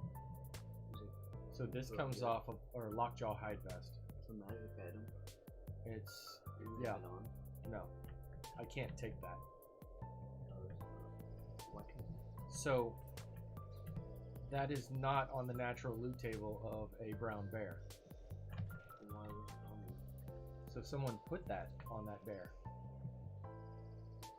You can give items I think to it's pretty NPCs. good. It is a very good vest. But due to, let's see, who's in here? Level 6 bard.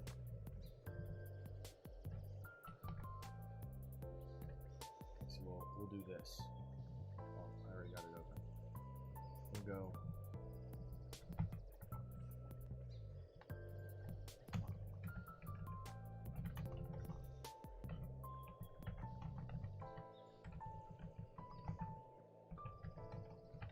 What's OOC? Out of character. There. How do you type in that green text? Is that out of character? Hmm? Is the green text out of character?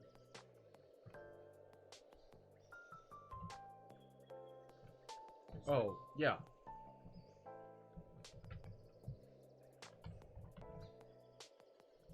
Ah. There we go. And then we'll let this.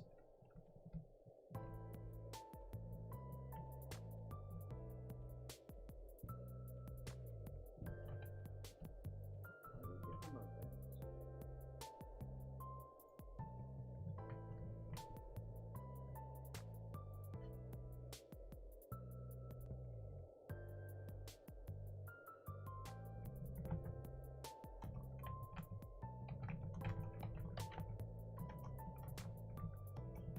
There's that shelter holes in there.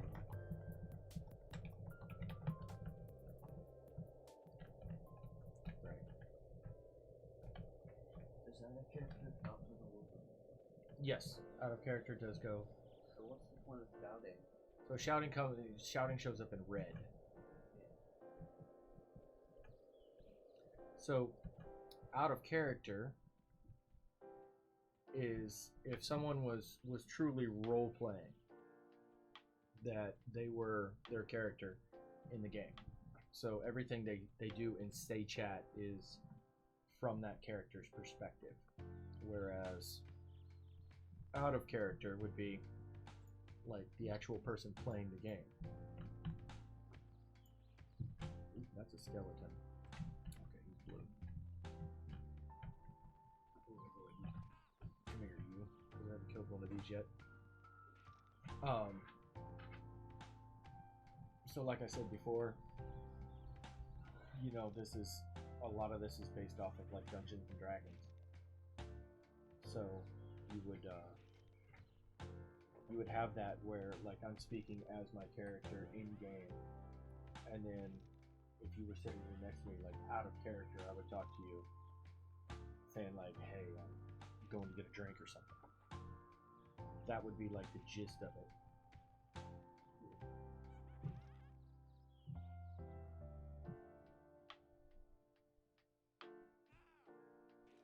There we go. Okay, in the daytime. What's that?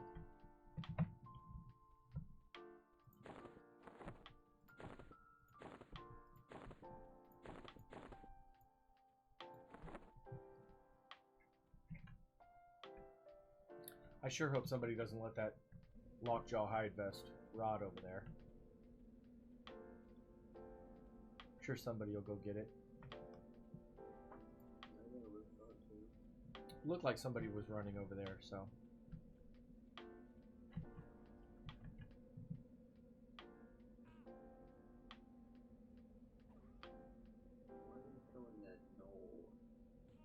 So one, I want the weapon that he's carrying. Two, he's going to give me experience and some coin. Then third, there's a chance that he could drop a Knoll Fang, which I can turn in for. What about it? No. He drops Patch and Knoll Fur. So we want his Fang. And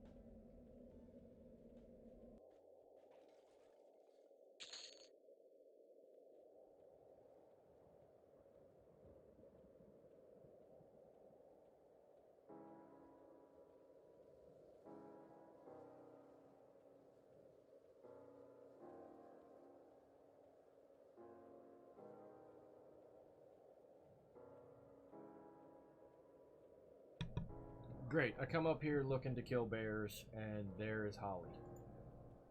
What's Holly? So Holly is a ranger that walks around up here.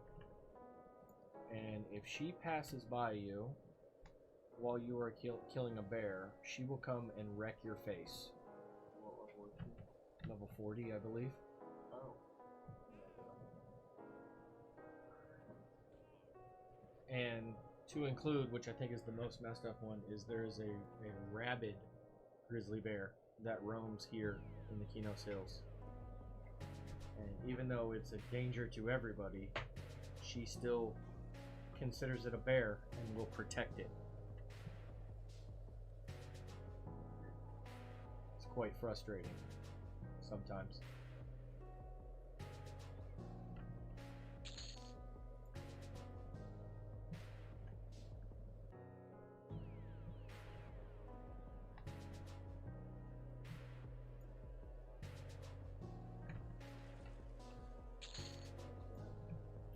One shot most skeletons now. What's her weapon?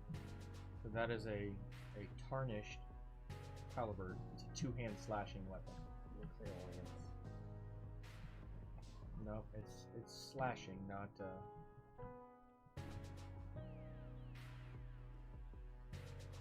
piercing. Spear. Spear has a different model on here. Can you throw it? No.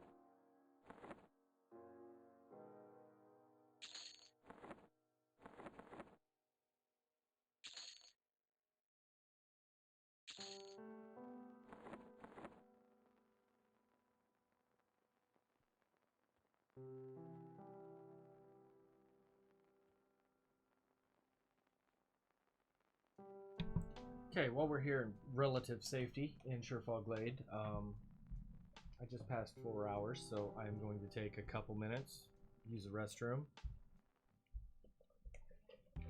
I'll be right back. Thanks everybody for watching. Thanks everybody for being here. Enjoy the music. There's nobody.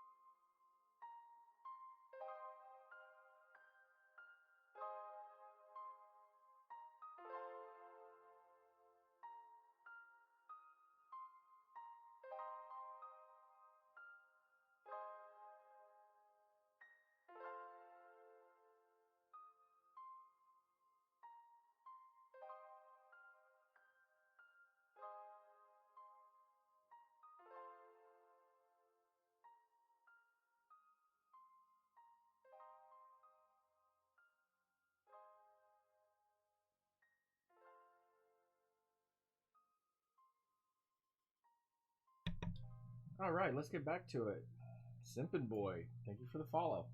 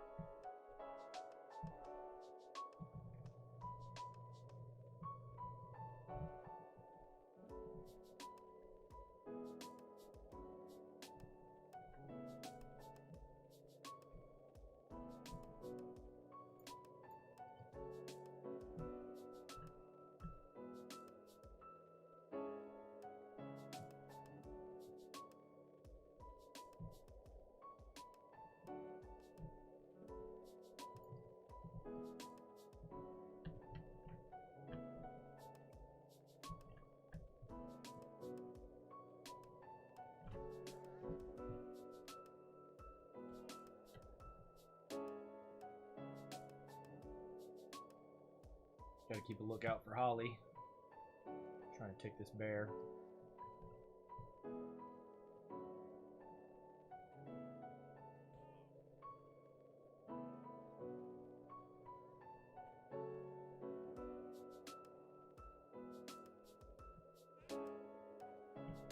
we go.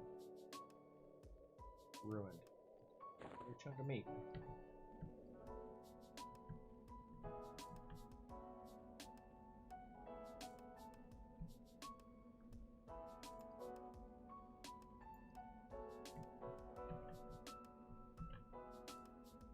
Oh, wow.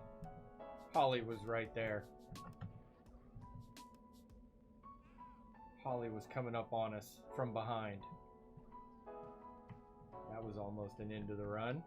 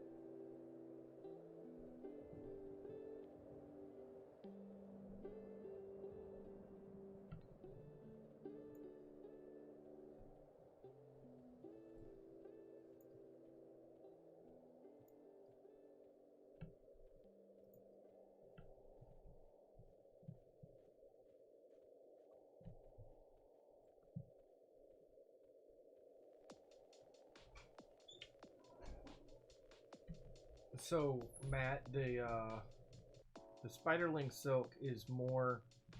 It creates silk threads, and with silk threads, you either create silk bandages with 2 of them, or with 3 of them, you can make a silk rope. And you combine a silk rope with a low quality wolf, cat, or bear pelt, creates 3 different styles of weight reduction bags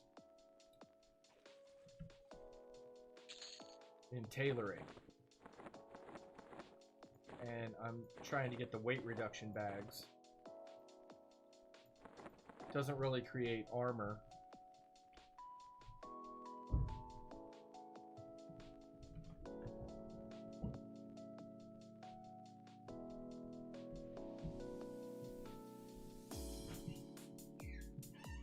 Now for the raw silk armor for your necro, that requires 2 spider silk at a time combined to make a silk swatch. No, you're not an idiot.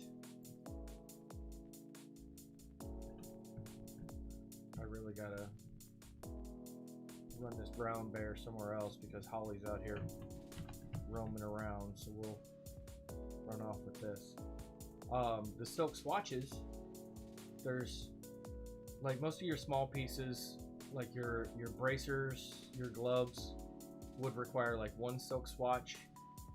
I think legs, cape, take 2, possibly 3, or 2 legs for legs and cape, shoulders, and I believe it's 3 for the raw silk robe. It's still with me. But the spiderling silk is where you start in your tailoring if you don't want to go to your GM at your guild hall and put anything more than 1 training point in it. And so for an XR, and any XR, to tell you the honest truth, starting with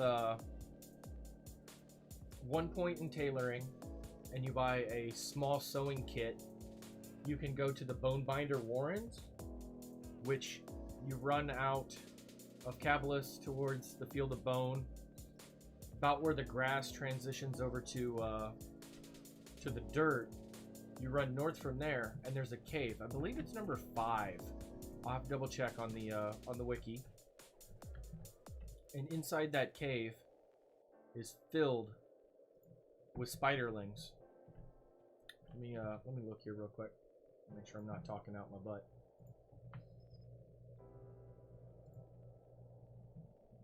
So on the map for the Field of Bone, oh, correction. So when you look at the Field of Bone map, number 5 is the entrance to the city. And if you look north of that, there's letters D and C. C on the map, or D on the map, is the entrance to the Bonebinder Warrens. And you're looking down on the sub areas. D, when you go, there'll be 1 spider as you're entering on the ramp. 1 spiderling as you're entering on the ramp. When you go to your left, there is 4 spiderlings in that room, and you can go there about level 5. It can be tough to break at the start. The back room to the far east, that can have a named spiderling that can drop a let's say it's a 530. Yeah, there's a named spiderling in there that can drop a piercing. It's a fang basically, but it's a piercing weapon. You can either try and sell it to newbies there in the yard, or you can have your pet equip it. There's 2 as you're coming south. The little slide back to the west when you're heading south. There's 2 spiderlings that spawn in there, and then the very south room, I believe there's 4 or 5 that spawn in there. All of those have a chance to drop spiderling silk. And you can combine those with the small kit. You can combine just into the silk threads or bandages. 3 which would take either a loom or a large sewing kit, would make the silk rope. Spiderling silk is also something that if you wanted to save up to sell, when you make it up towards the EC tunnel,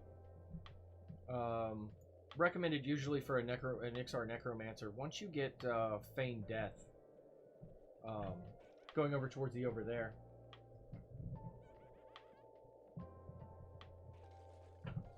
It's not super rare,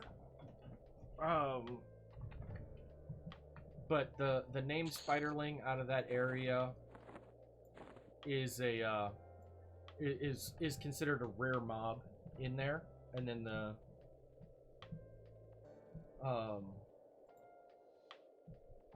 drop off of that rare mob being that little knife. So, getting back to what I was saying, the Spiderling silks, if you hang on to just those and you want to sell those up in the EC tunnel, I believe you combine those with... Check the trade skill page. Tailoring.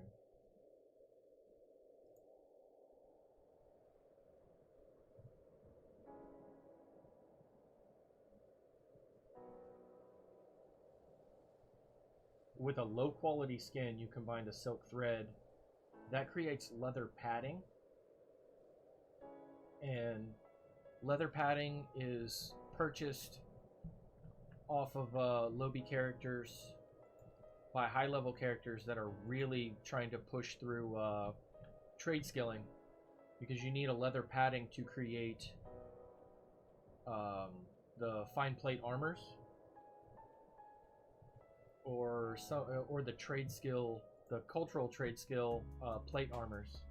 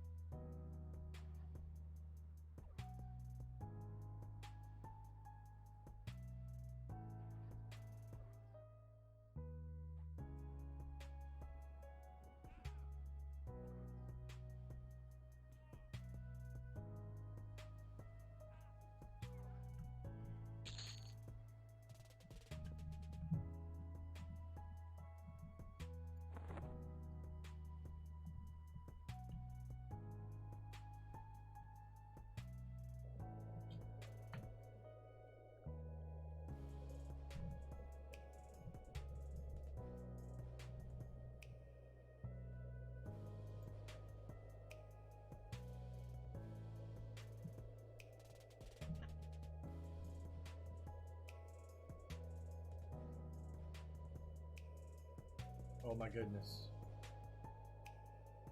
This is what we've been searching for.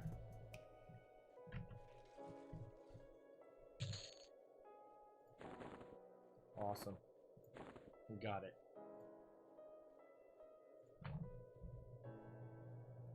95, so we can go. Still do some more skilling up before we head back into town to clear out our inventory and change over coin.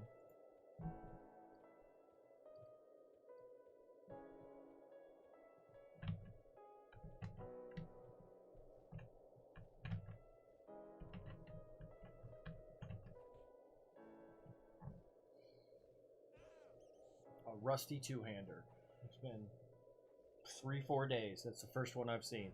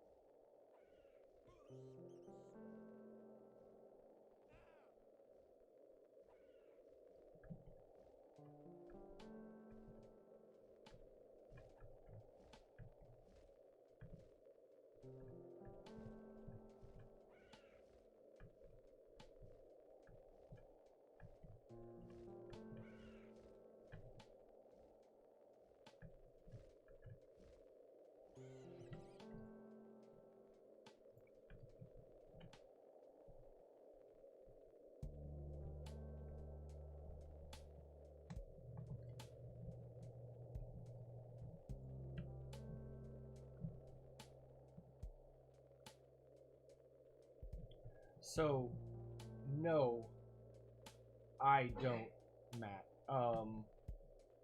The reason for the SSF in my name for this character is I'm playing a hardcore solo self-found run, which means that all my gear I craft myself or I loot from mobs that I have killed. I don't take any buffs. I don't group with anyone. If this character dies, I delete it. So I would not be able to take the spiderling silk from you on this character. And this is just a rule set for myself. Currently on P99 green, I have a level 51 half-elf ranger, a 23 halfling druid. Currently with my son, because he started to play and has really gotten into EverQuest. I have a level 7 or 8 Ixar Necro down there in Kunark. He originally wanted to start a Ixar Monk and has switched to wanting to play Ixar Shaman. Excuse me.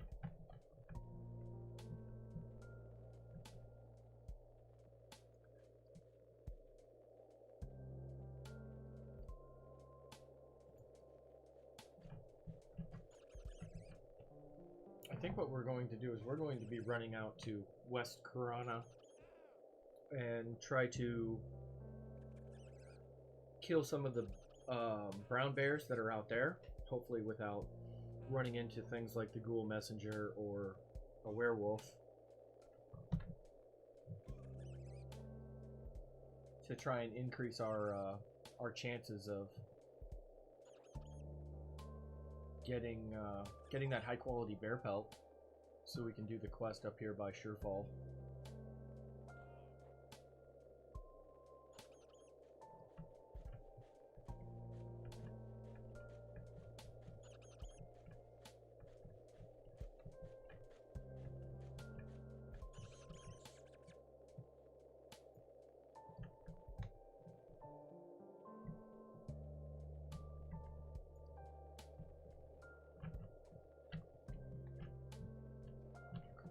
So we'll have to move away from the road so he doesn't steal our EXP.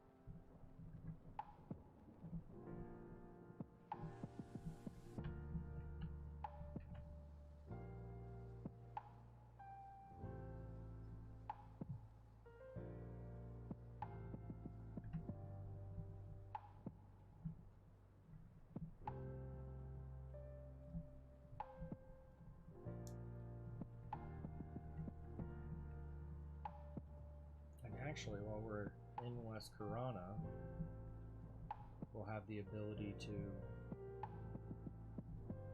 kill some spiderlings there. There's 2 or 3 spawns in that area to see. Here's our stones bag.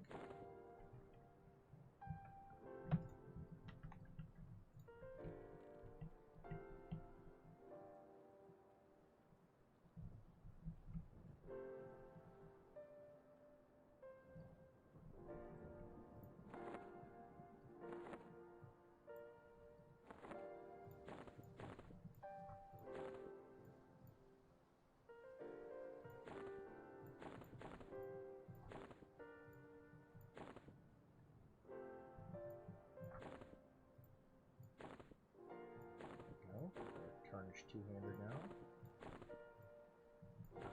This may... Yep, this one will.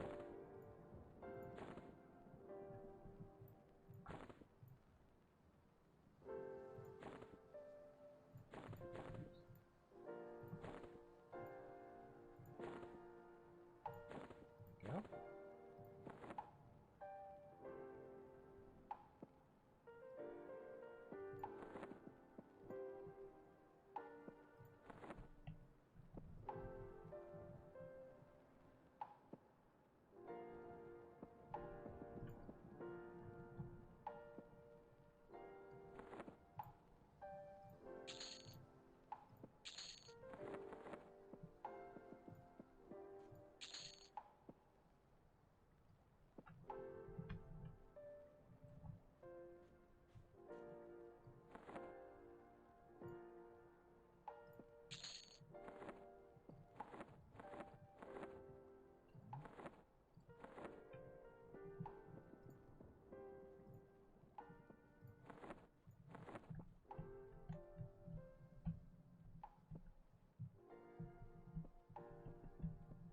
Keep forgetting about this, but while we're here, we'll turn into Knoll Fangs and get a little bit of experience also.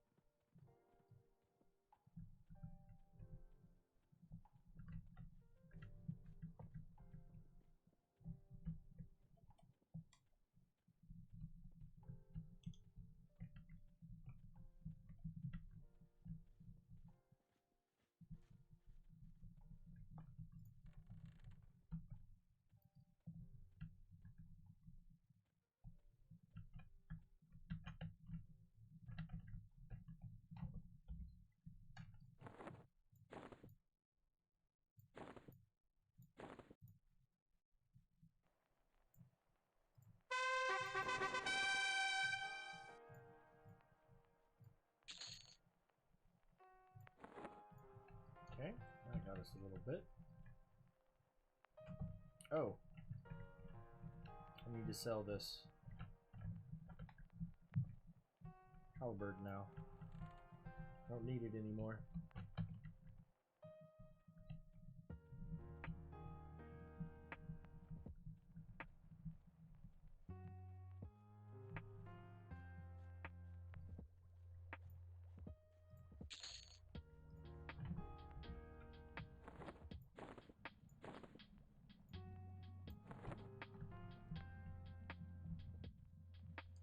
That saves us on some weight.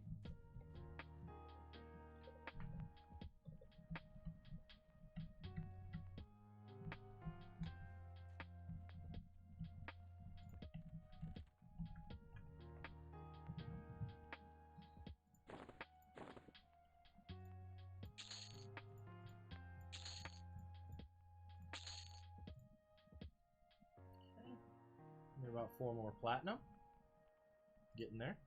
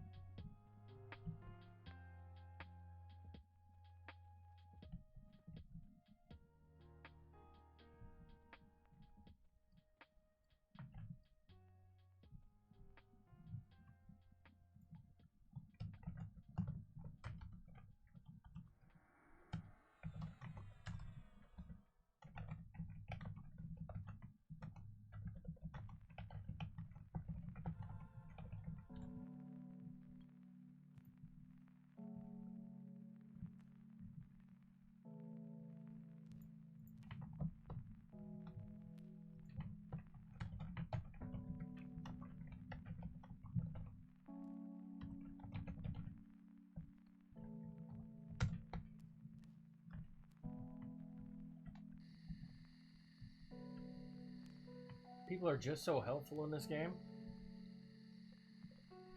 I have to tell them, it's like, I'm sorry, you know, I'm so grateful for your help, but I can't use it on this character.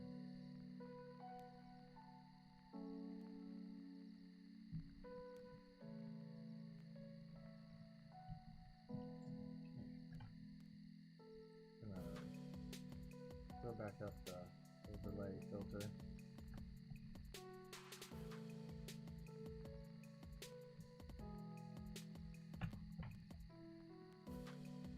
I think for the first time we're going to step out in West Corona. Probably to our death because it's getting dark.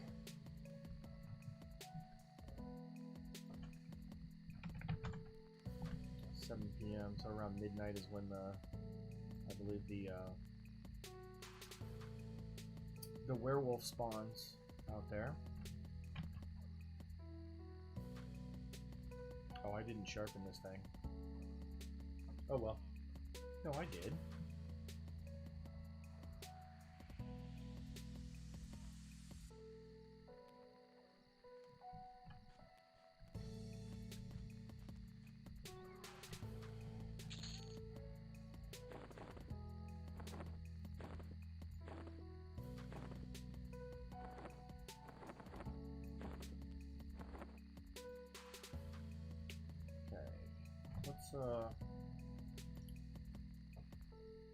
Okay, lower skill is bashing. Throw that on. Throw Morning Star on.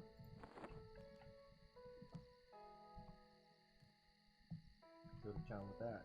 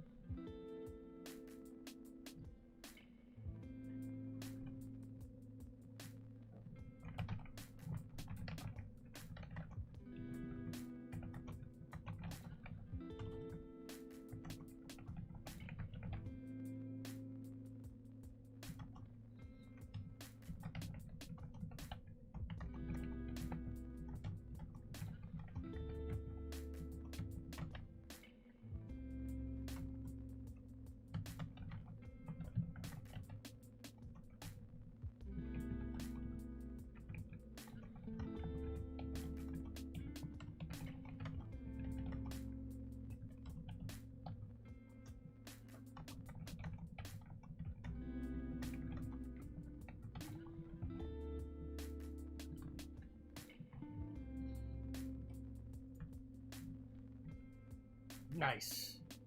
Get it. Get that ding.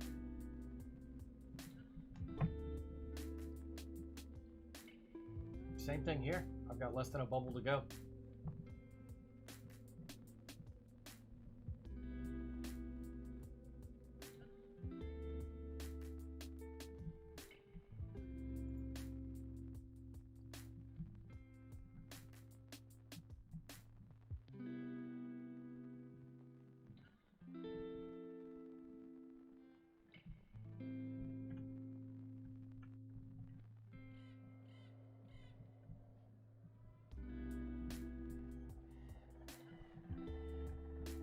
Now, I need brown bears and stay away from grizzly bears.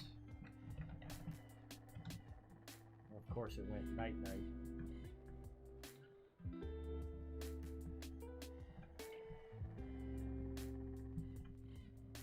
Oh, this is stupid dangerous to be doing.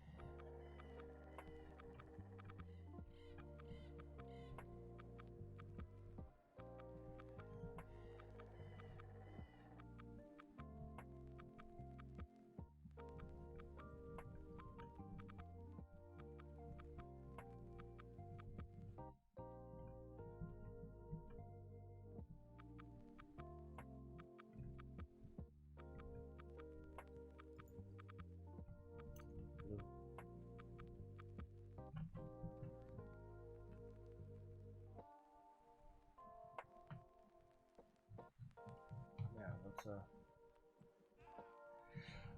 scroll out as something large comes up and takes a chunk out of me from behind.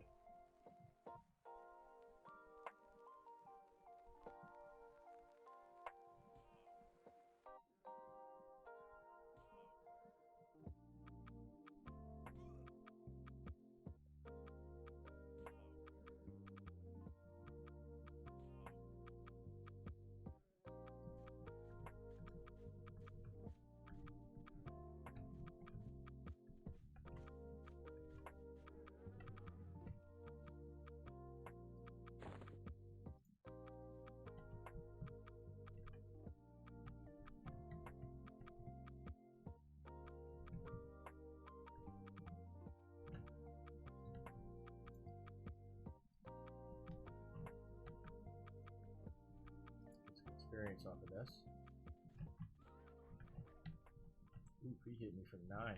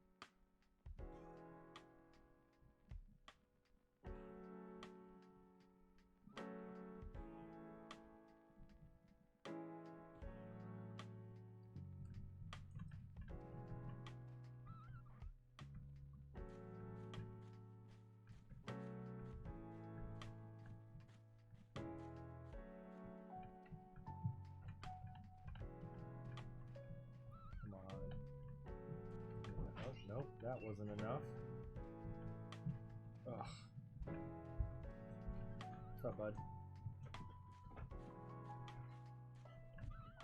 What's the best druid race?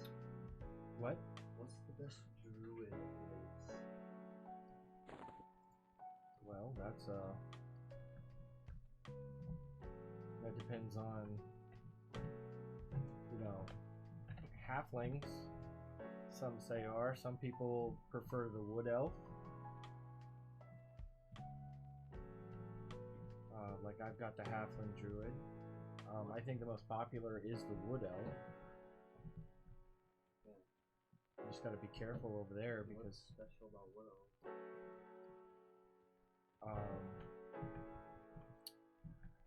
So I'd have to look at the wiki on their starting stats to make sure again, and unfortunately you caught me in a super dangerous area where I don't really want to look away right now. I can't see anything as it is because I'm human. There is a random like level 30 werewolf that roams through here. Yeah. So give me a few minutes, let it turn back to day so I can see. So I can see things coming, and then I'll look on the wiki and I'll talk you through it, okay? But I'm pretty sure it's wood elf. You can start by reading the page on the wiki for druid, top to bottom. That'll give you a lot of information. Do races besides Ixars have those headmaster things? Headmaster people? The GMs, like the Hierophants you were talking about with the shaman. Yes. Every class, starts with a guild hall and people in there, and those are the ones you turn the node into, and where you train your skills. Also, they have vendors that sell most of your spells. Some of them are like carryover. So some of the healing spells are, more towards the cleric side, whereas like the druid and the shaman get the healing spells. But sometimes when it comes to this side of the world, a human druid may have to go to a cleric guild to purchase that, or some of them you have to go there. I think Gate and Bind Affinity are ones where you have to go to a cleric guild. What's the class that can give me gift of magic and the other clarity? Yeah. Okay. That is an enchanter. And what classes are that? What you mean? What races can be enchanters? So enchanter is a class like a paladin, a shaman, a monk, a druid. I thought it was like a priest. They are just a caster class, an enchanter. So they fall in with magicians, necromancers, wizards, and then you have the enchanter.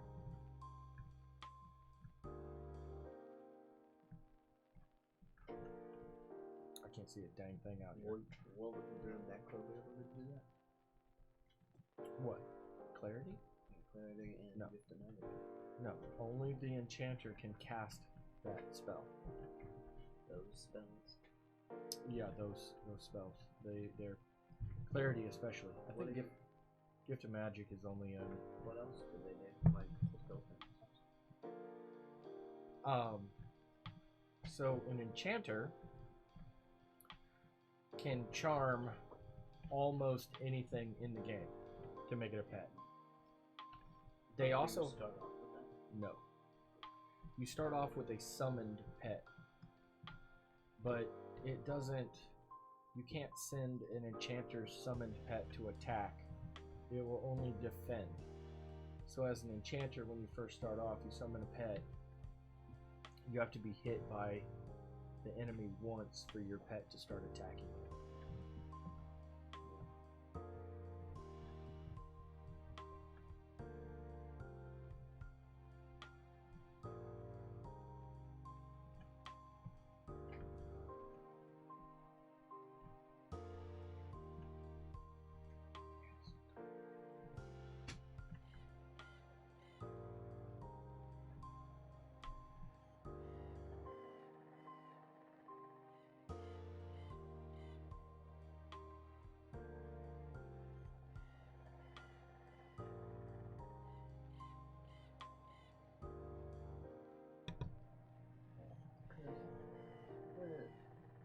Progress on like their hometown is boring. There was not much development put into their hometown. In fact, between Kinos and Cabalus, those are about the two best. Some of them are okay. Akanon, the gnome starting city, is interesting. It's underground. They have a lot of like mechanisms and what seems like magic down there. It's all underground. But yeah, some of the evil starting cities, there was the best evil starting city is probably the Dark Elf starting city of Neriak. So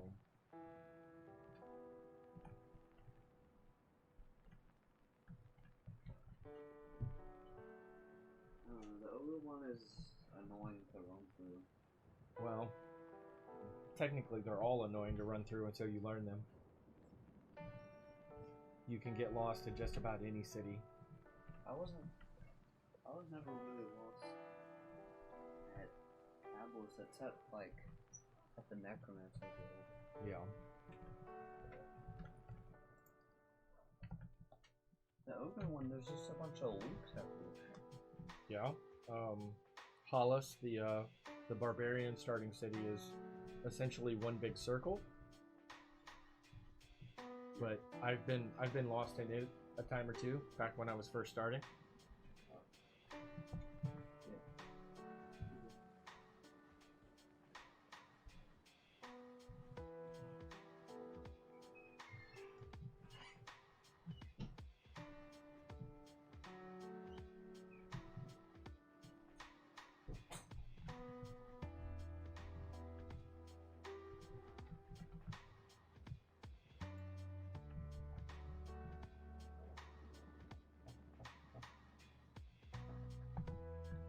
You can say that I run this stream just like that.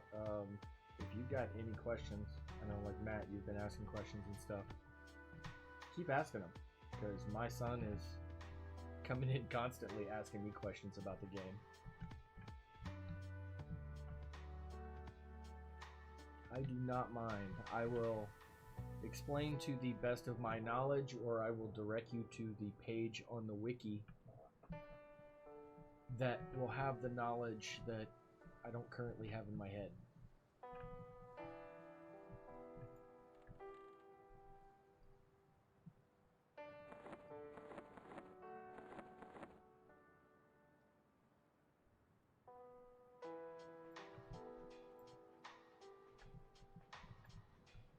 Super bright.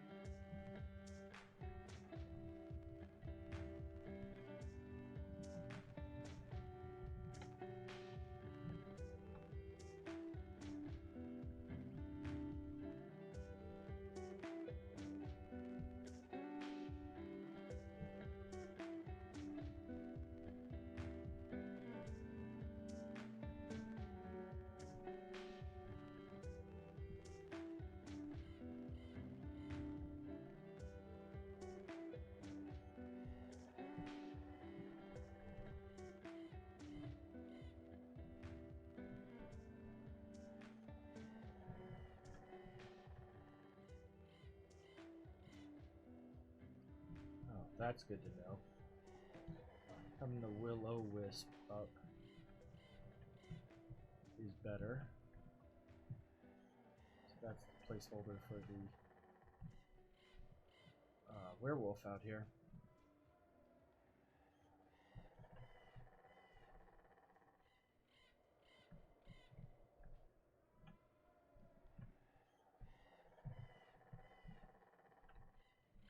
Careful. I gotta be careful of roaming bandits out here. They're about 5 levels higher than me.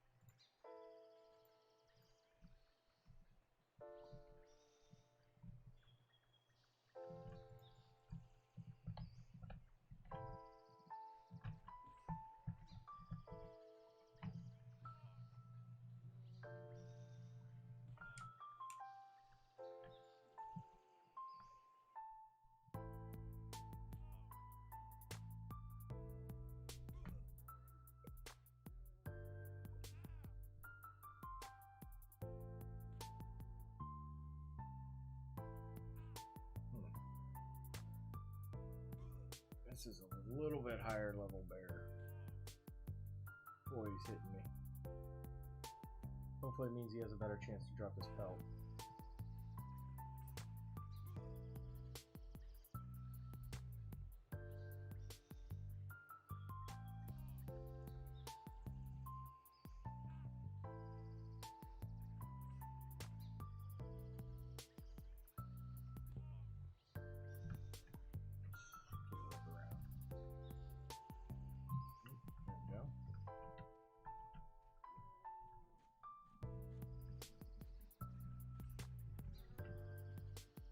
Oh my goodness. No. Not even a pelt. Oof.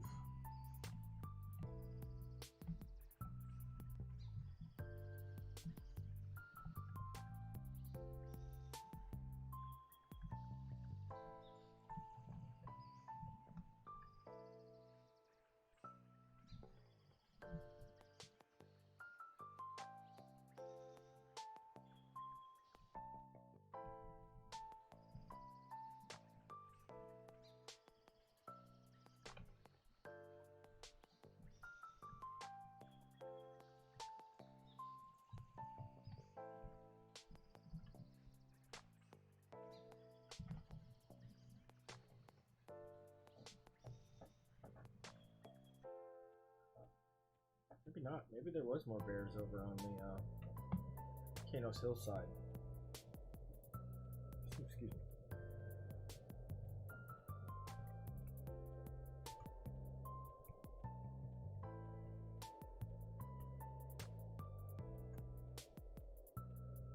Oh, there's one.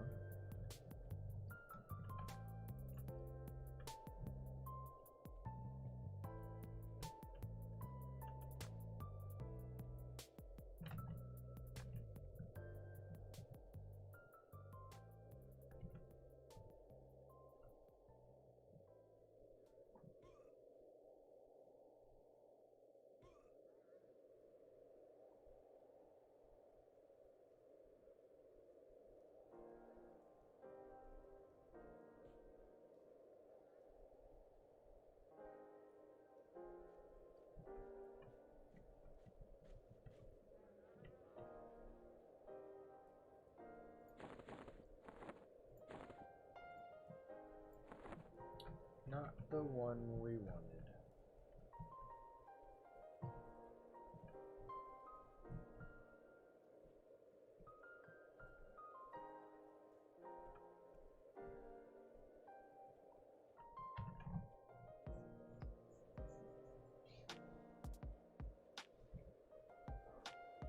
Oh boy.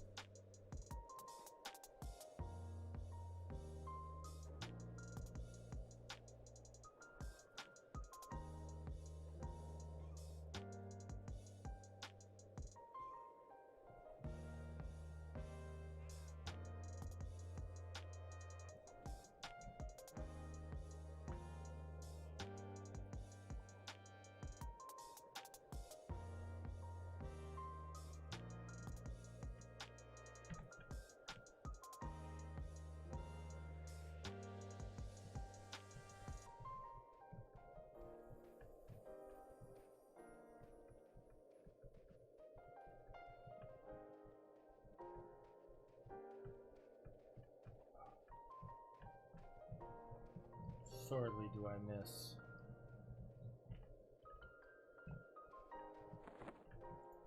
Having snare.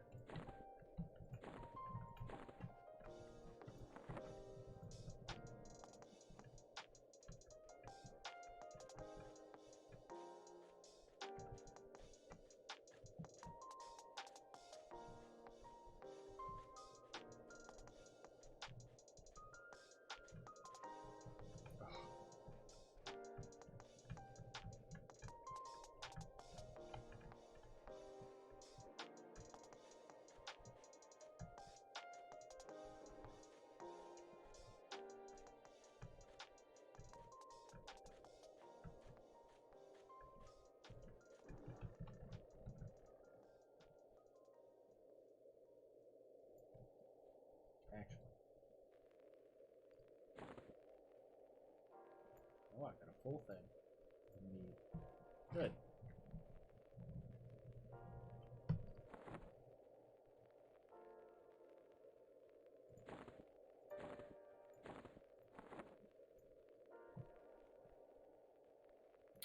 That is /LOC.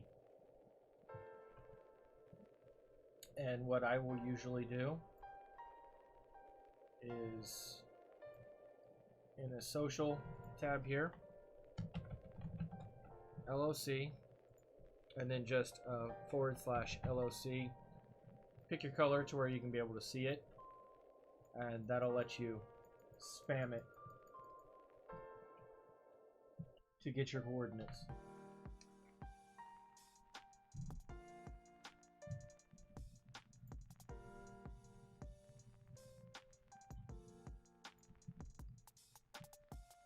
I hope that's what you were asking for, Matt.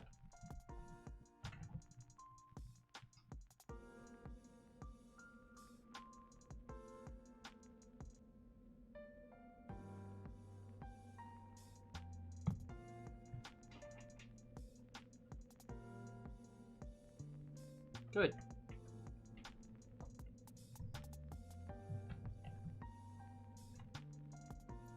To give you another one that is really helpful is corpse. If you don't know about that one, and that is /corpse.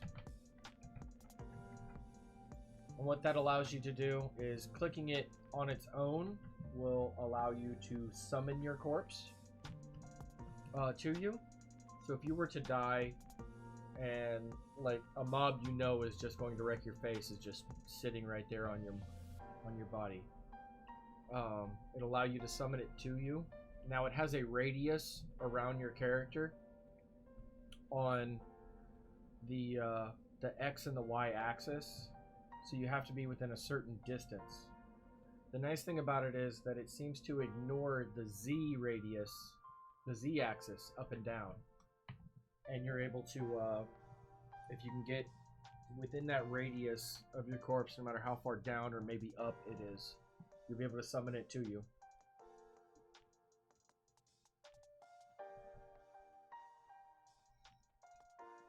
Then I've got one other one for you, because as a racial bonus the Ixars have, and that's how to auto forage for food and then automatically inventory it, if you would like that one.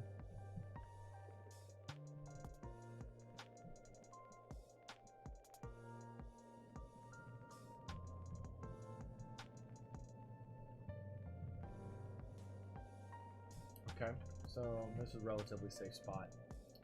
So when it comes to your abilities tab, it's numbered 1, 2, 3, 4, 5, 6. Now, whichever 1 through 6, you have the forage button. So again, I label this on my ranger and their forage. So it's going to be /do ability space, and then you're going to put the number 1 through 6, whichever button you've used here. For your next line, you'll have /pause 1, or just pause. After that, you'll use /auto inventory, and what the auto inventory command does is whatever's on your cursor, which I know I've got my cursor hidden, but anything on your cursor will automatically go into your inventory. Now it'll start with, your inventory starts in the upper left hand corner and starts working its way down all the way through your bags. So a bag starts upper left, working up to down, and then it goes to the next one and it works down all the way through there. So the first time you forage, say, rabbit meat, your berries, your fruits, they're going to drop into a random slot, but from then on it can stack up to stacks of 20. You'll also get some of the oddball foraged items. Field of Bone, you can forage up a lichen clover or something. It's not edible. I don't believe it's used in any quest. There's also, it's called an Ixar Shank, like a terrible 332 piercing dagger that you can forage over there. You can't sell it to anybody, but those are some of the commands that I know in the game and use.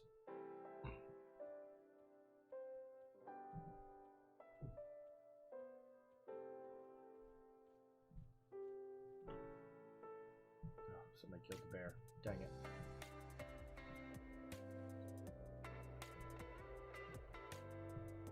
And like I was saying, on that do ability line, that number, that's the key important part, because that's the one that it's telling. The command is saying do that number, that button.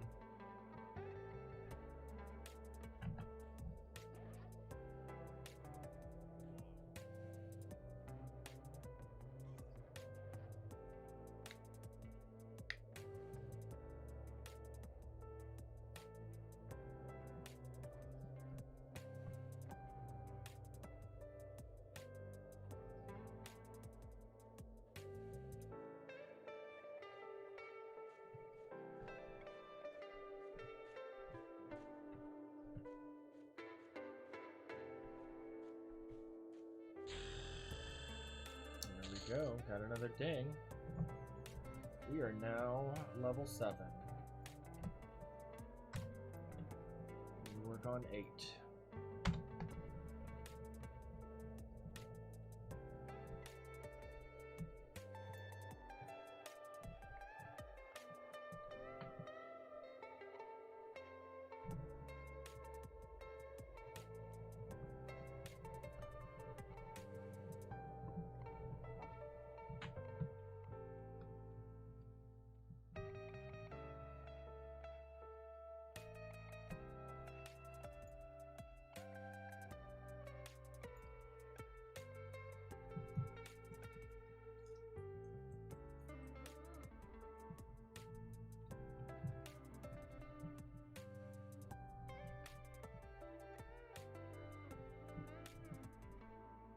Now that we're level 7, I think it's time we start looking into Blackburrow. Collecting some Knoll Fangs. Need to get a few more levels there so we can get down.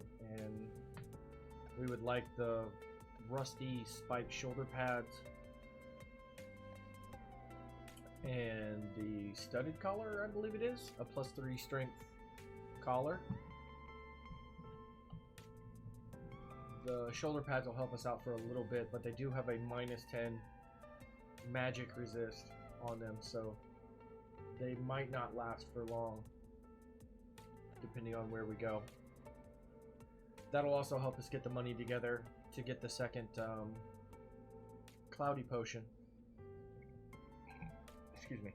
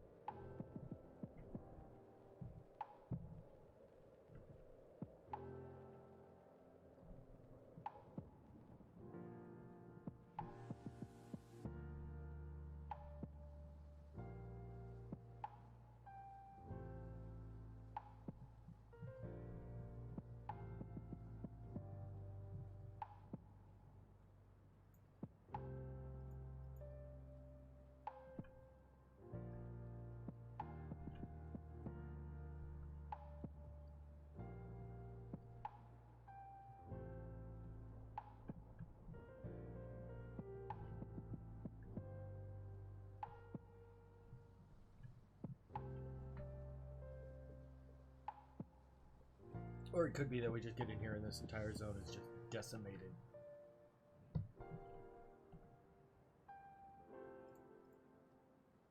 No, not terrible.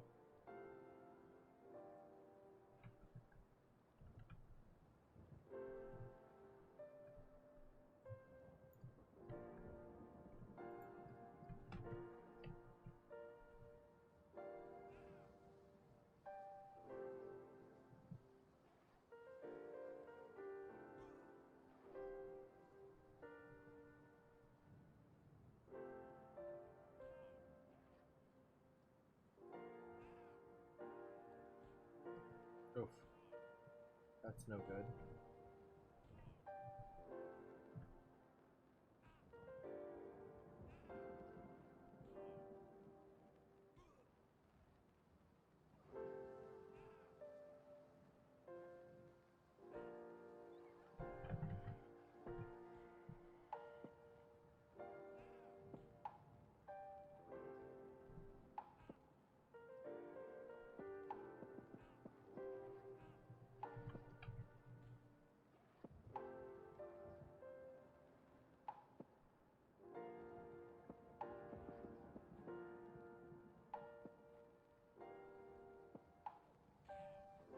Oof.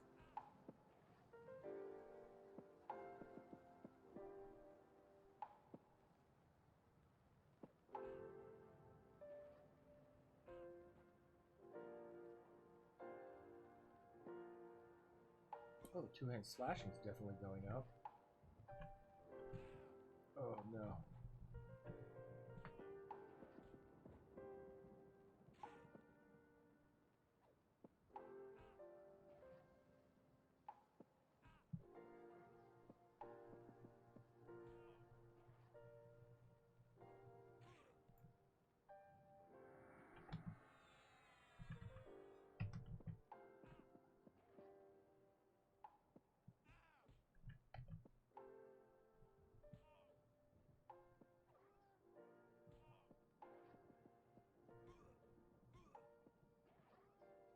I'm not dying to the first knoll I fight in Blackborough.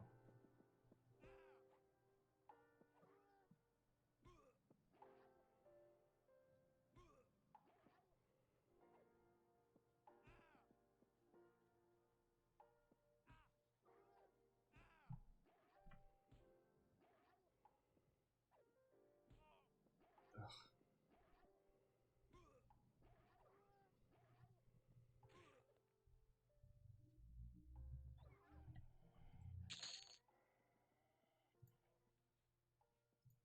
That was terribly not worth it.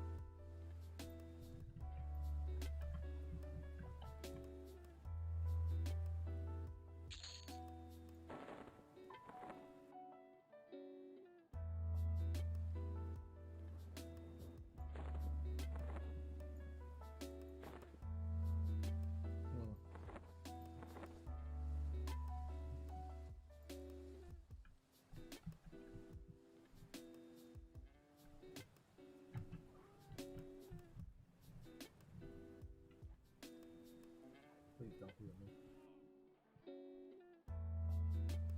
That's something that is probably going to happen, and it's unfortunate, is we're going to be here in Blackborough trying to solo some gnolls and get low on health and stuff, and somebody's just going to run by and either buff or heal us.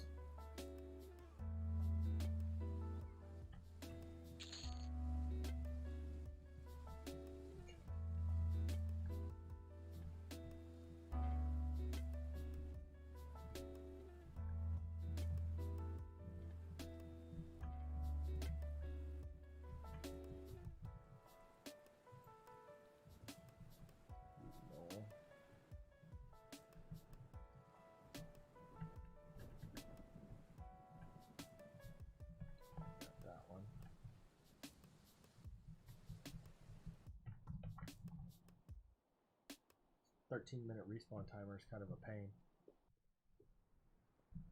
Or is it 16?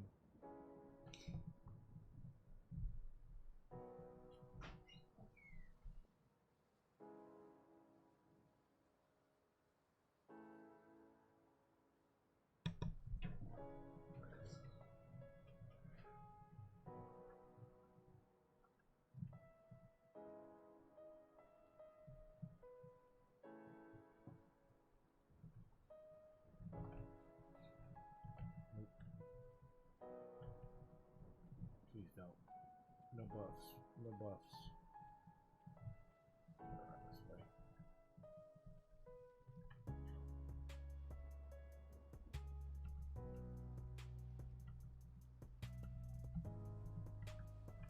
Why can't we just turn that off? Turn what off? Buffs and heals whenever they play them. You can't. Well, the way to do it would be to make myself PvP. Then you can't receive buffs and heals from any player who's not PvP.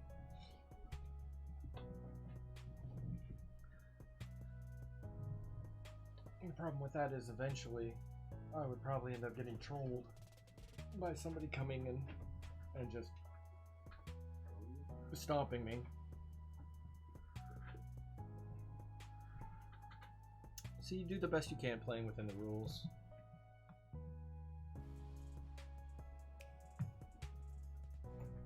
Are you gonna enchant him?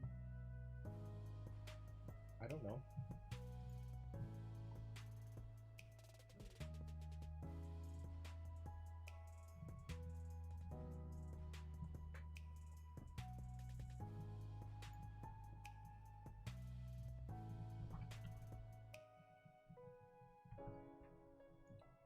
Don't have lay on hands. Bash would be a lot better. When you can, I kind of want help setting everything up. Setting up what? Halfling. A halfling? Yeah. A halfling what? Cleric. A halfling cleric. What's wrong with that? Nothing.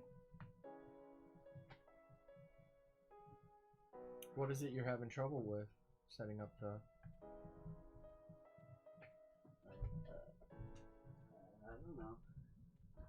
I still don't know how to do the freaking forge buttons and stuff. Oh, okay. Yeah. And I don't know how to... I don't know where to go. Stuff like that. I don't believe halflings start with forage as a racial bonus. I believe it is a skill they acquire. Maybe. What about find? Find is just a button you can throw away. Okay. What about sneak? Sneak is a skill that you can level up. And It's a hide? pseudo invis. Hide is an invis where you can't move.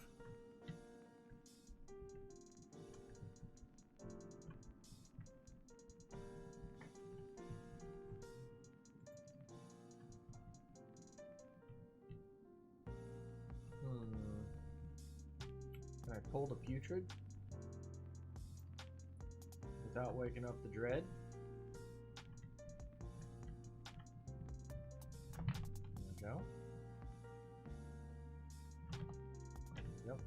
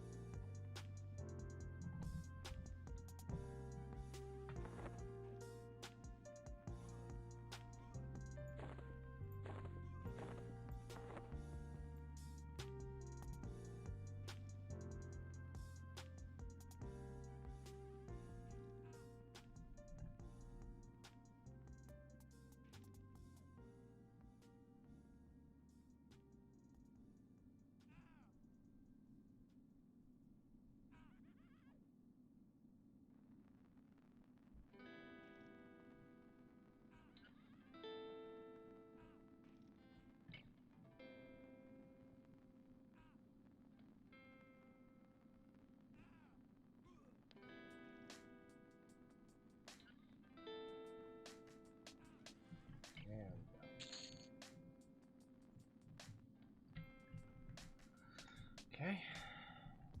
No putrid rib bone there anyway.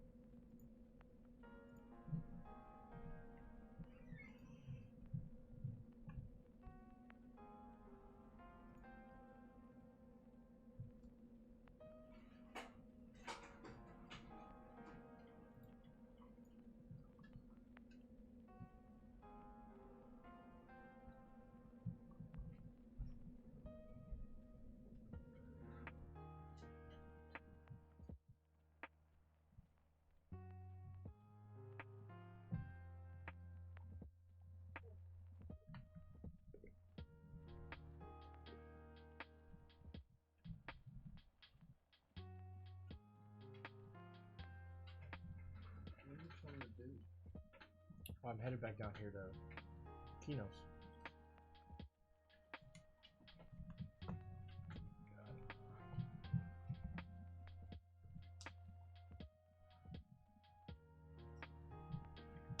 Unfortunately, I don't get Spirit of the Wolf, so. I know. But hopefully I'll be able to at some point. I could just give it to. No. I can't receive help on this character. Maybe. At some point I can try and kill the Ancient Cyclops to get the Ring of the Ancients. And maybe I can get my own set of Journeyman boots, which give you a. It's not as much of a run speed buff as Spirit of the Wolf. So is Cleric the best healer class? Yes. Cleric also has the best resurrection spells. Does Cleric get Spirit of the Wolf? No. Cleric does not get Spirit of the Wolf.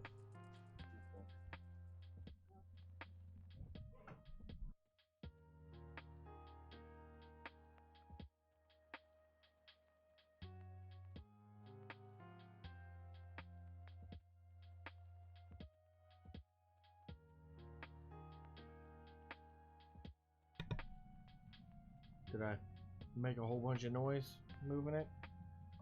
There we go. Yeah, I try and keep it low. I don't want to like blow out anybody's speakers, but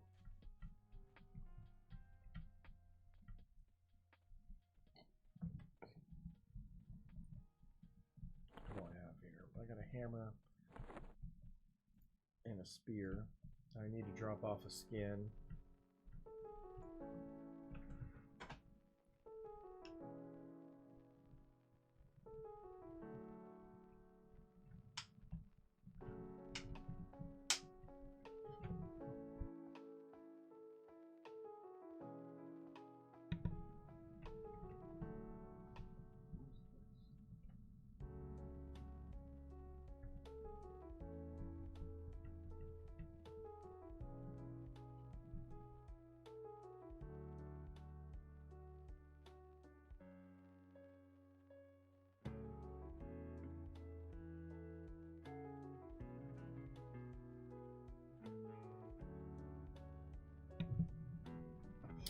So, unfortunately, Aradesh, no.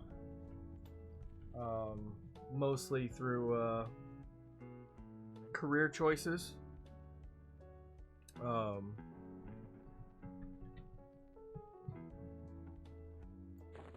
Not through, like, I wouldn't want to.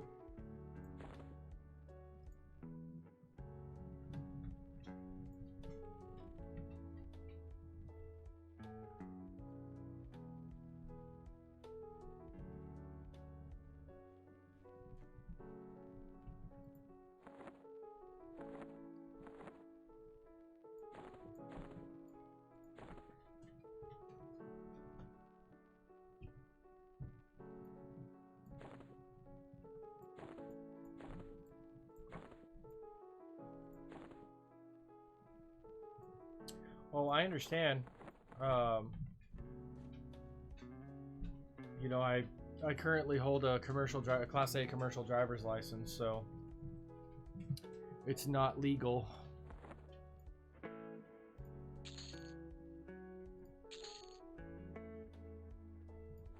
But believe me, I've had the same thought of when I retire.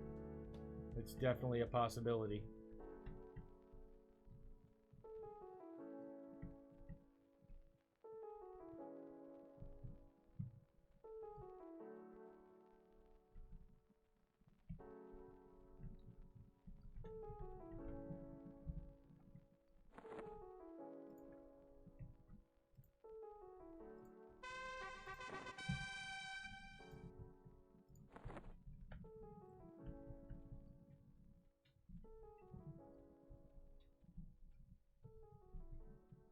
No, Matt, I've never played Anarchy online.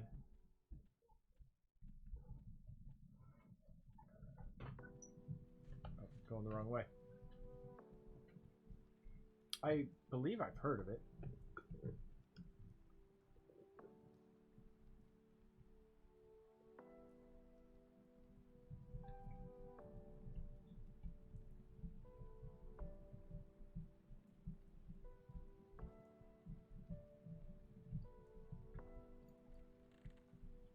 No, career choices would have been I'm retired from the National Guard, so 5 years active duty military. And the rest of it, I work for the highway department. Oh, I just sold them that, and I didn't mean to. Oh well. I work for the highway department, road maintenance, snow plowing in the winter. So I have to hold a Class A CDL license. Now, granted, we're not as tested as years before, you know, now that I'm retired. The right direction here. But I just chose not to. But like you know, being retired, I would, well, so I'll give it. There is a slightly different culture to the National Guard than there is active duty. Sometimes it can be good, sometimes it can be bad.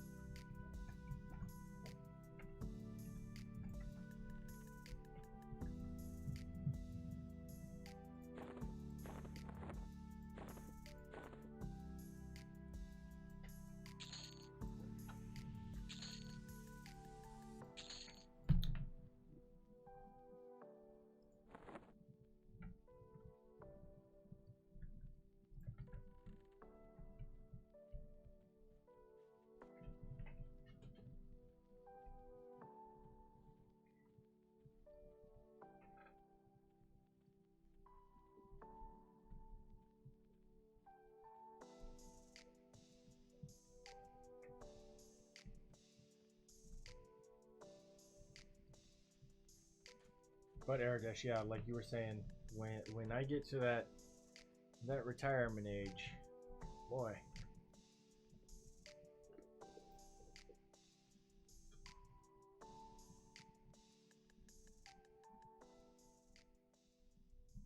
Oh, 100%, Matt.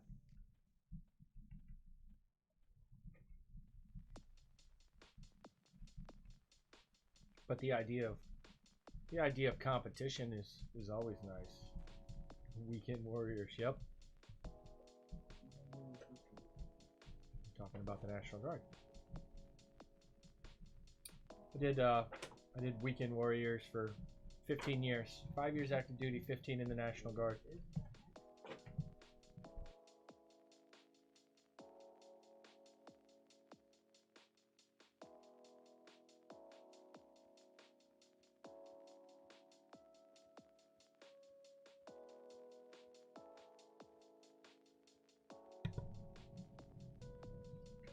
I was a diesel mechanic, so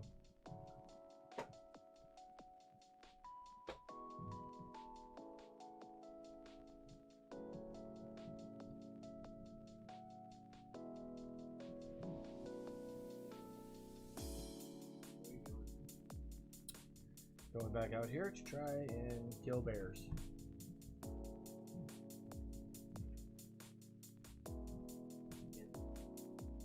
Yes, again.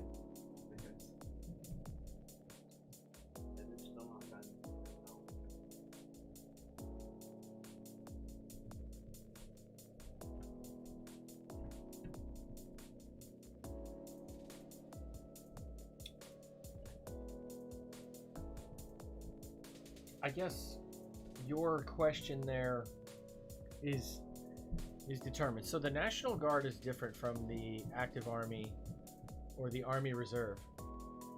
So both the active Army and the Army Reserve fall underneath the President, whereas the state's National Guard falls underneath the governor of that state. Now, to be deployed as National Guard to a federal, like an overseas, going to Iraq, Afghanistan, we'll talk about those. The President requests the use of units from a state. So the President requests down to the state governor to have those units, and then the governor of that state approves or disapproves for that unit to deploy overseas. But as far as being called into a conflict that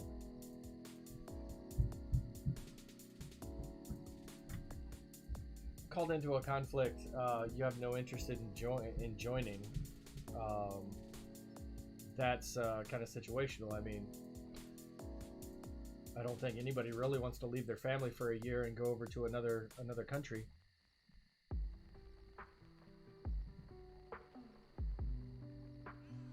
I wish I had a rich uncle, Matt. That'd be nice.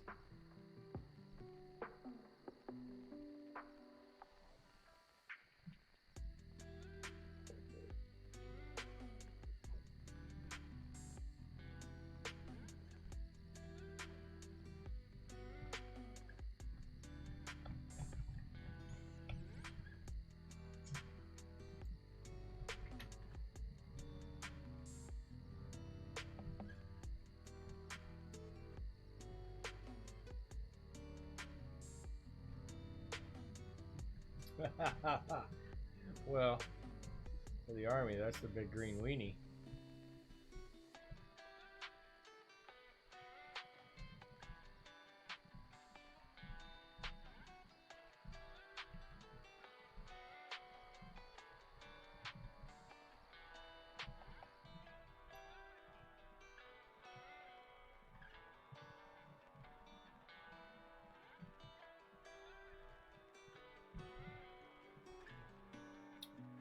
Okay, so I'll give an example of what I think you're talking about right now, and I've been asked this question before. Yeah, Matt, here's the example that because I was actually asked this specific question. Okay, I'm in the National Guard, and they tell me to come to your house and take your guns. Will I do it as the National Guard? One, no,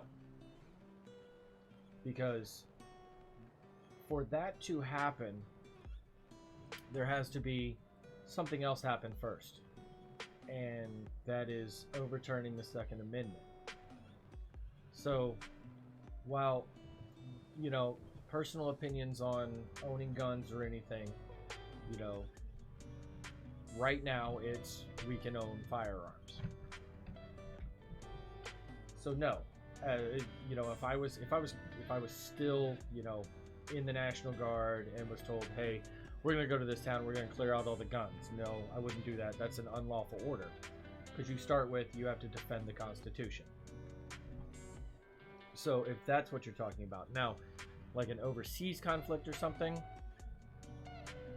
there's not a lot to it because it's more, you know, we're going to go do it. But you have to remember, also, I was a diesel mechanic. So I go to fix trucks. Ruined. Boo. Yeah. Go away so Holly doesn't see me. But yeah, like Matt says, there's not a whole lot of room for politics.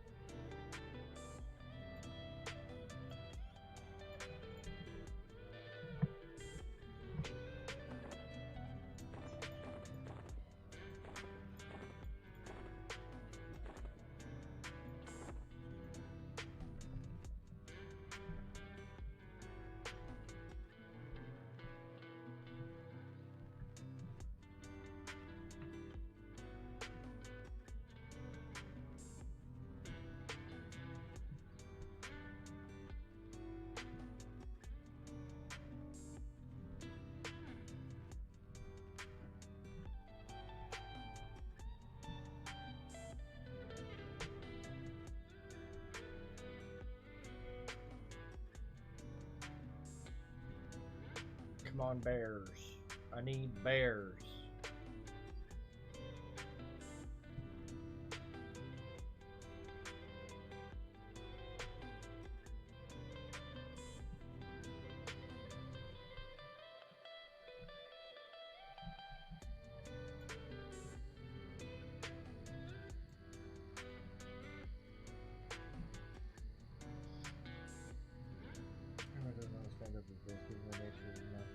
Conflict.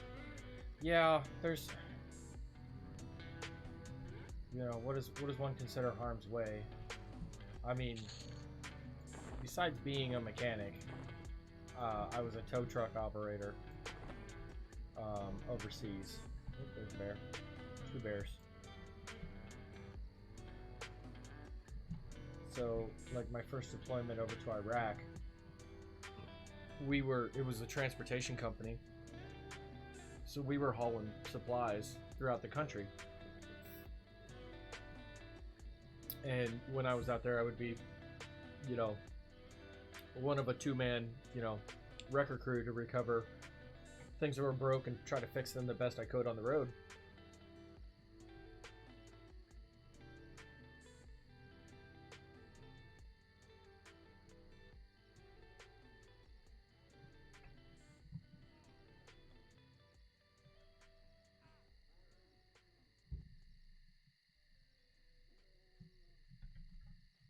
2 bears here. If we can get them both, we may be able to get the pelt. Nope, no pelt there.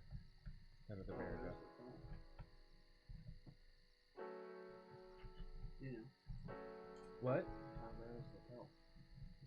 So it's the highest quality, the high quality bear pelt, which is the rarest one of them all. I don't know where the bear went.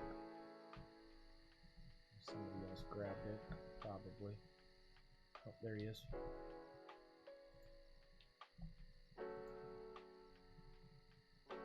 We can do this without getting too close to the evil man over there.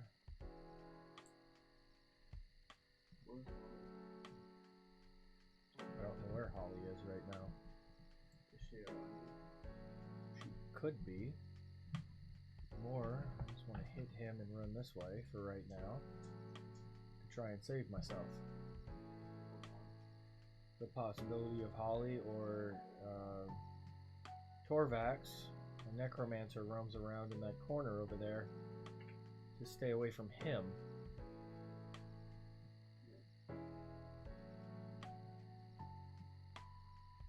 Should be fine.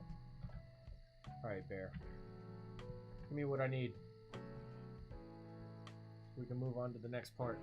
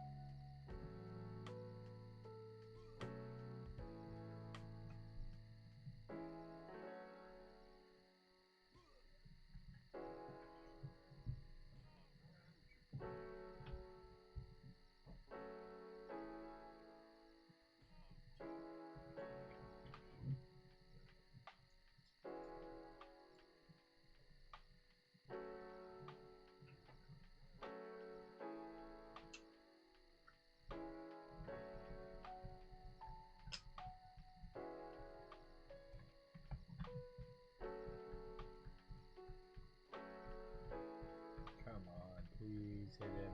There we go. 1 hit. Nope, that was a 10-pointer. Alright, this is it. Boo.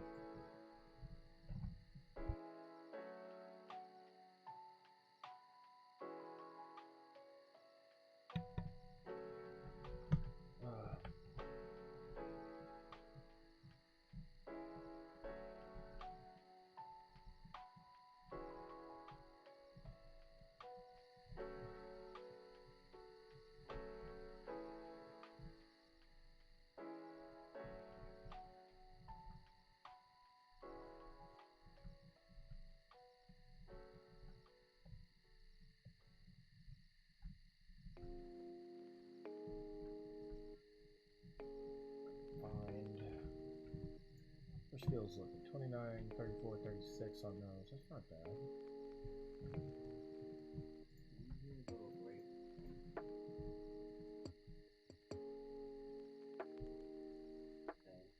What? No, I usually take a break like every couple hours or so.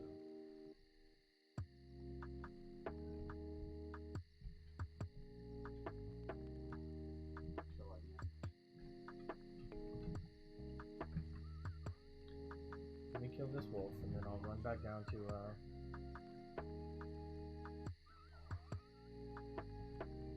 so yeah, I'm sorry, my note window. So right now the current goal is just work on level 8. You know, we're about a quarter into 7.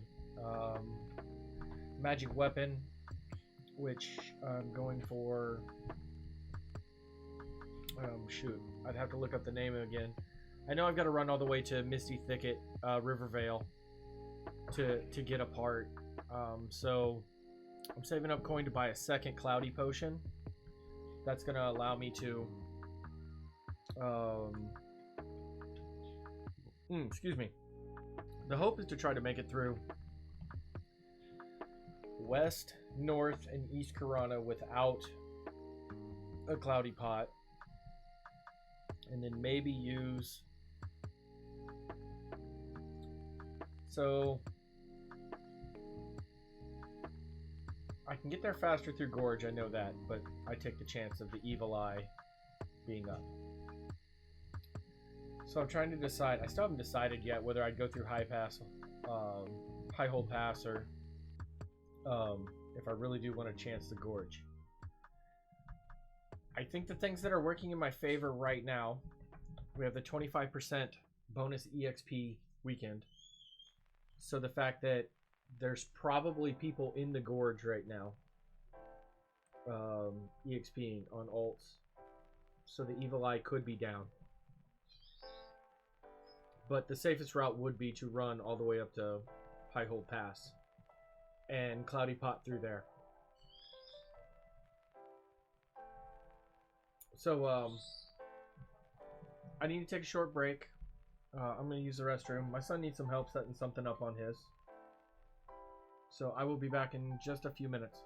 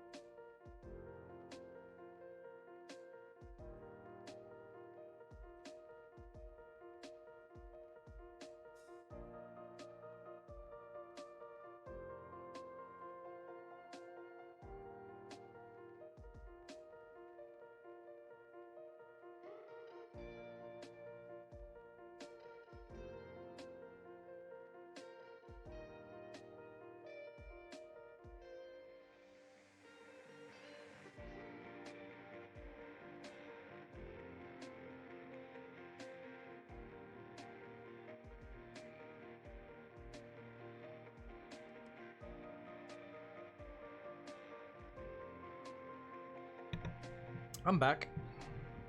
So grouping really depends on how active you want to be towards it. I do find myself, I like solo play a lot more, but I'm down for the occasional group depending on where I go. Some of the dungeons I really like grouping in.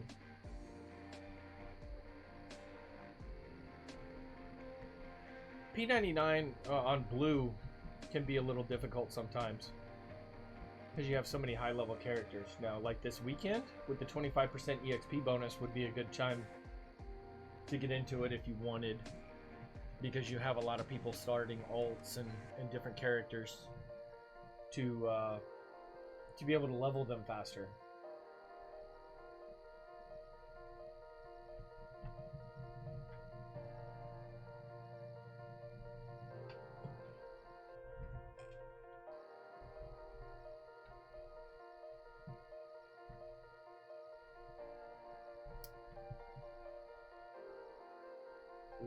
Hold on a second.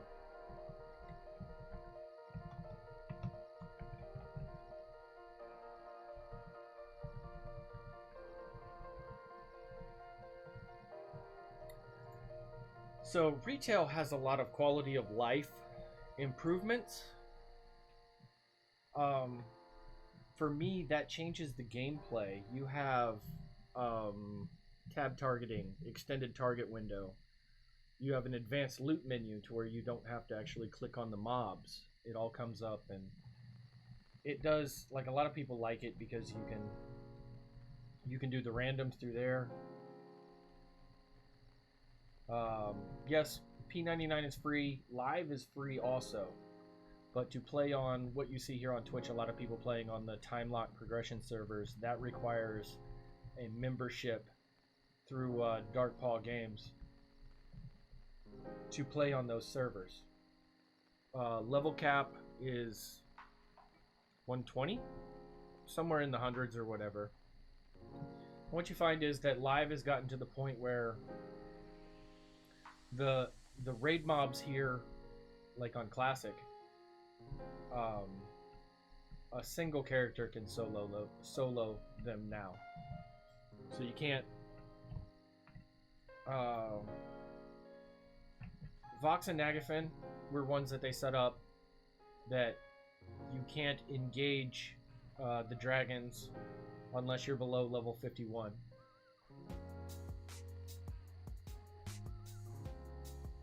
Yes, power creep.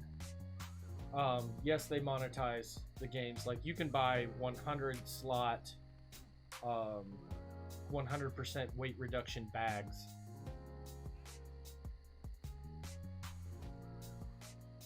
So there's a big difference. Now, I don't know the whole story of it. I do know that there was Daybreak Games did bring some sort of like cease and desist lawsuit against P99, and either it was settled out of court or the ruling was in favor of P99. My thought would be that the game is so different. P99 is so different from what Live is now that they do consider this emulation a different game. I believe there was also the assumption that it can't be for profit, so these servers run on donations and volunteers only.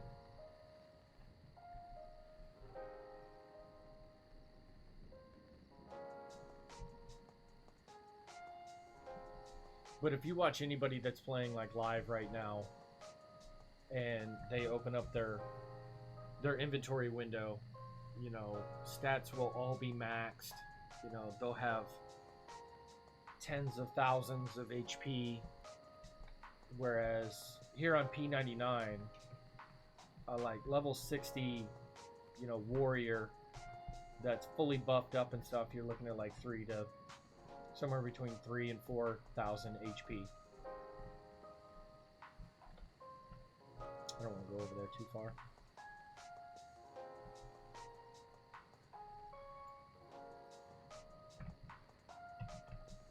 um, starting around the Plains of Power. Well, it started with Shadows of Lucklin, when you were able to go to the giant wizard spires, and they put an NPC in there where they would just give you an item, and every 15 minutes anyone around that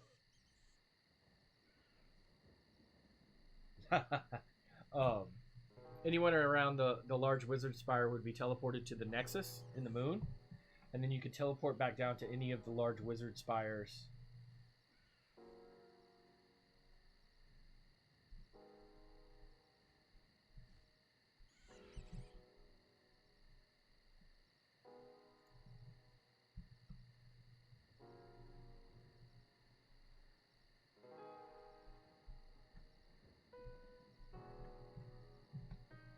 Well, that's the thing with live.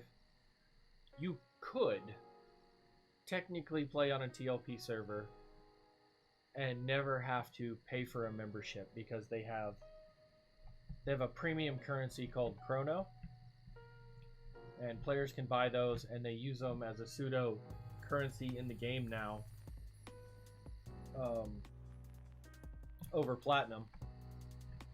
So a person could start a character on live and play long enough, collecting enough Platinum points that they could purchase a Chrono, which is good for 1 month of subscription to the game, and then be able to play on the TLP server.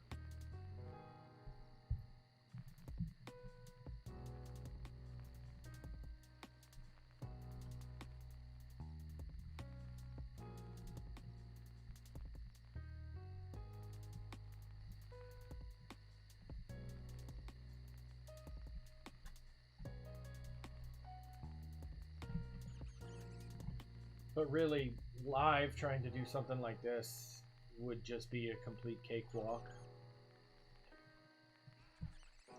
They changed the game some. You don't start in a starting city. Well, you can start in a starting city now, but they created a zone called Crescent Reach, which is like the starting city for all now. And every trainer for every class, every trade skill, everything is available there.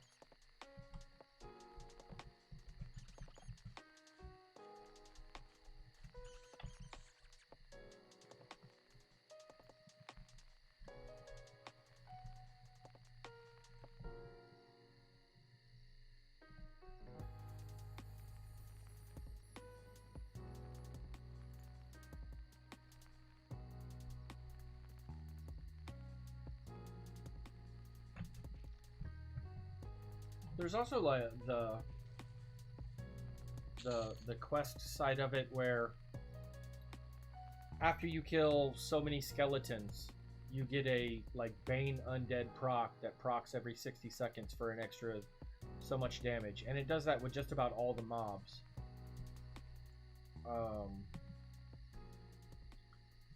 There's a quest on live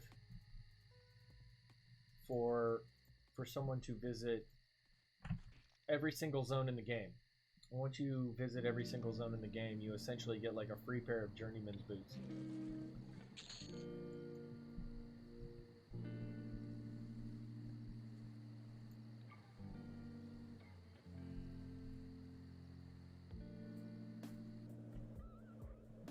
I really need to buy a shield is what I need to do.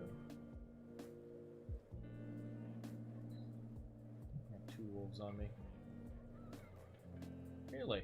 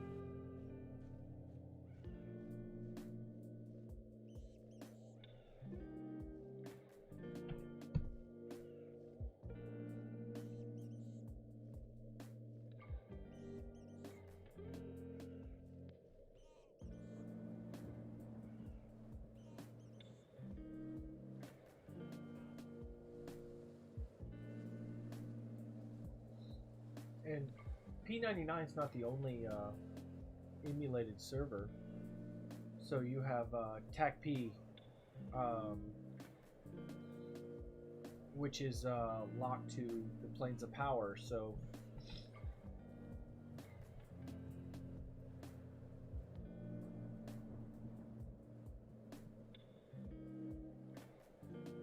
well, that sounds delicious. So it's locked to the planes of power expansion. So if someone would want, you know, a more classic experience, but have that ability to, you know, port to the plane of knowledge, where you can drop into any city and go from there, it's possible, and it's you know, it's another option for people.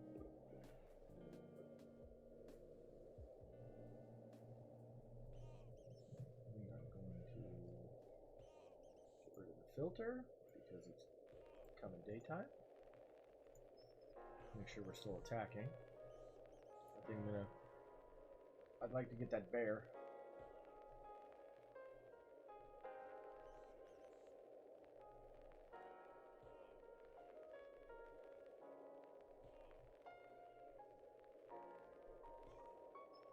This bat is really whooping me.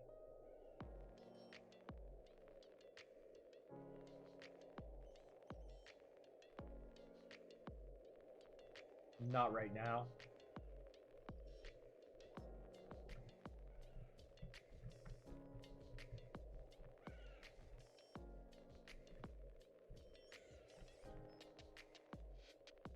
Besides, Polk Audio is probably the one over there camping it right now, to tell you the truth.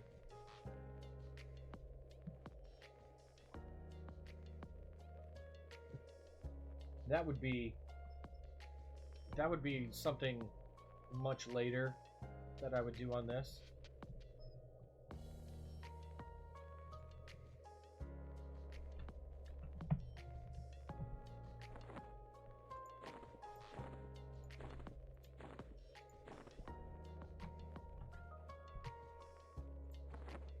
So 4 to 5 or 5 to 6 hour camp on Haddon.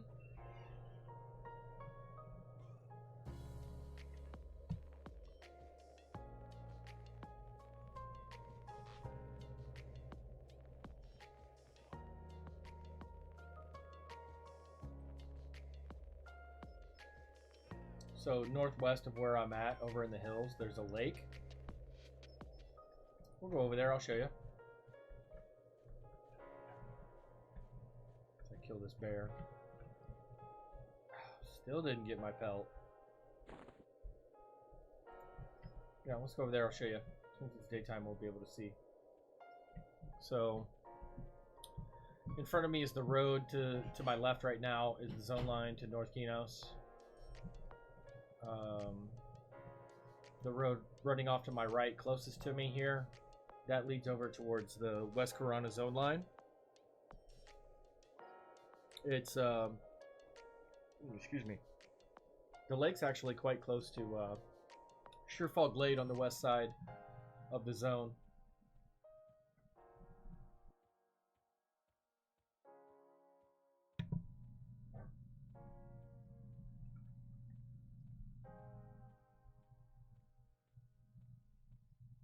Might find a bear up that way also. Would be nice.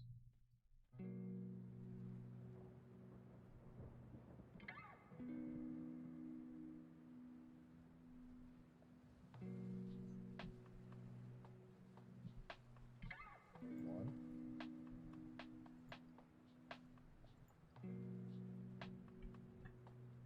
Green bear. Kill this bear and then continue heading up there. Oh, it starts to rain as usual.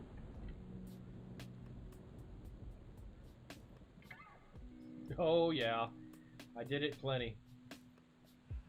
So, pre-Velius, Rangers did not get Spirit of the Wolf until level 39, as opposed to, I believe they changed it to 35.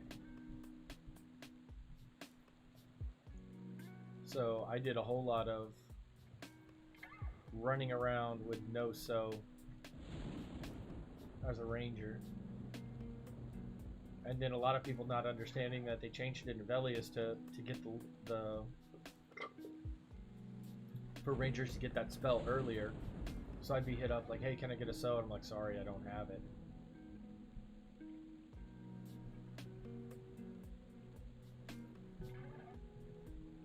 Brown bear. Blue. Hopefully Holly doesn't come and stomp me.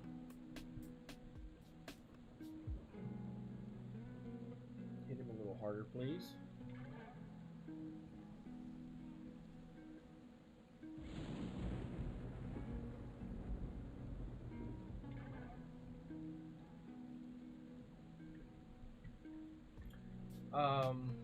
No, I wouldn't add bind to the ranger. They're not inherently a caster class, and that spell is restricted to casters only. If there was one druid spell that I would give to a ranger, would be the lowest level of charm animal.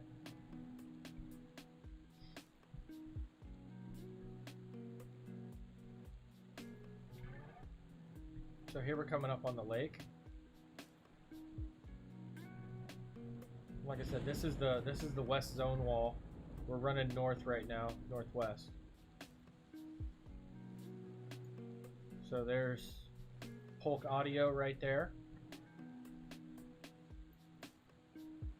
It's dubious. The Polk Audio is Camping Haddon.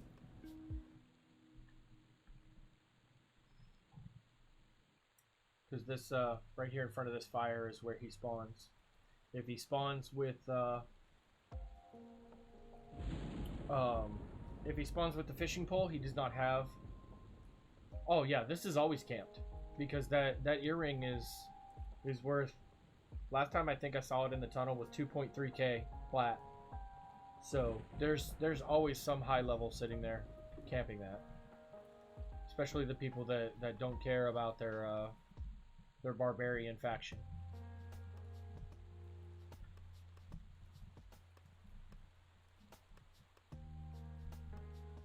And right now with plus 25% EXP weekend, you'll never see that camp open. You can go there and sit. You'll probably wait all weekend before that camp opens.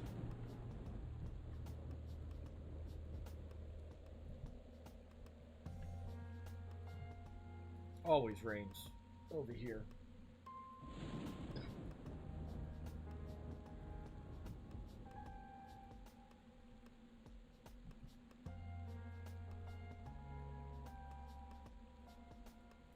Let's go out and try to hit up West Corona for the bears over there to get a little bit more, decaying. That's a putrid.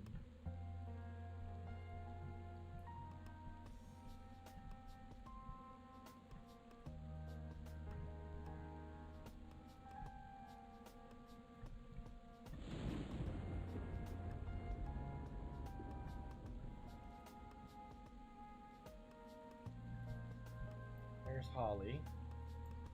Where's that one? That's a brown bear. Holly's walking that way, so we can grab this one.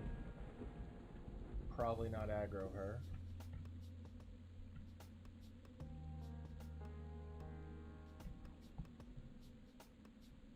I mean, I don't want to see everything be no drop, but that was one of the TLP rule sets. The Mischief server, was it Mischief? No, Mischief was random loot drops. There was one that for most items did away with the no drop and you could trade them. Certain things still kept the no drop tag, but I believe it was for the most part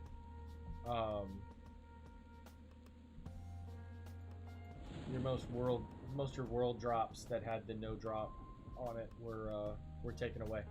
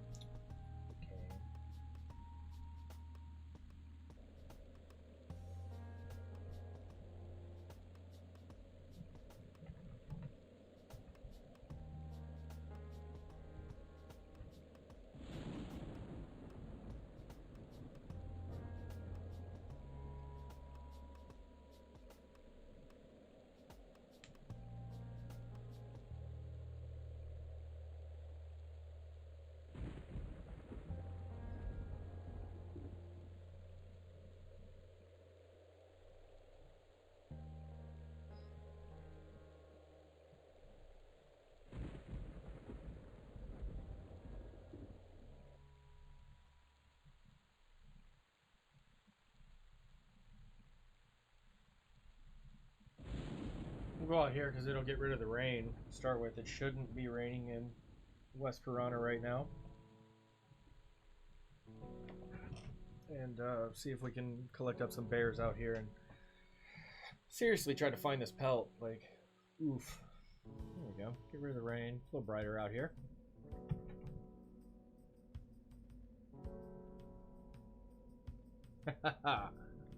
No need to contain that drooling around here.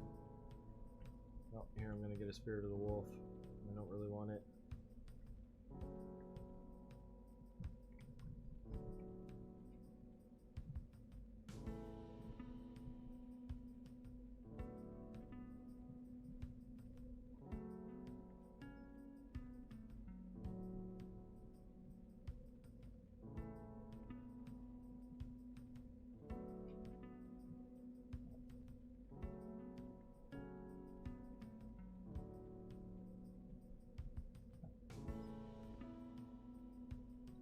Once we get the ability to travel, I'd say probably close to level 10, I think we'll head over to Crushbone and try to camp a shiny brass shield. Would be real nice. There's a lion.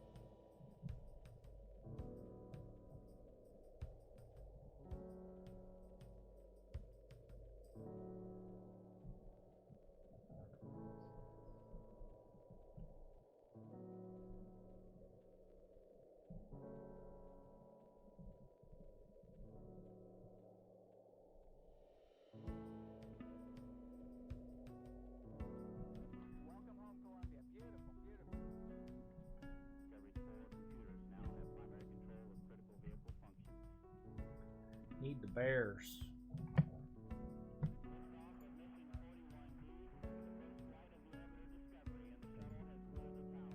196 on the sense heading, and then we can drop that button off.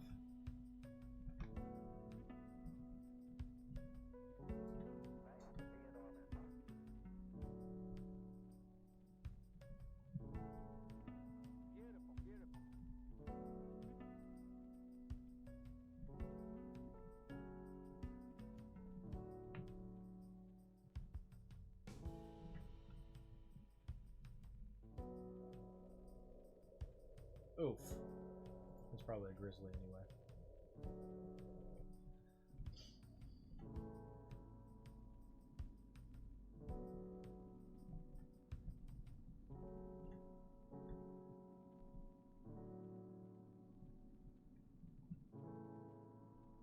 That's probably a grizzly. Oof. Nope. Excuse me.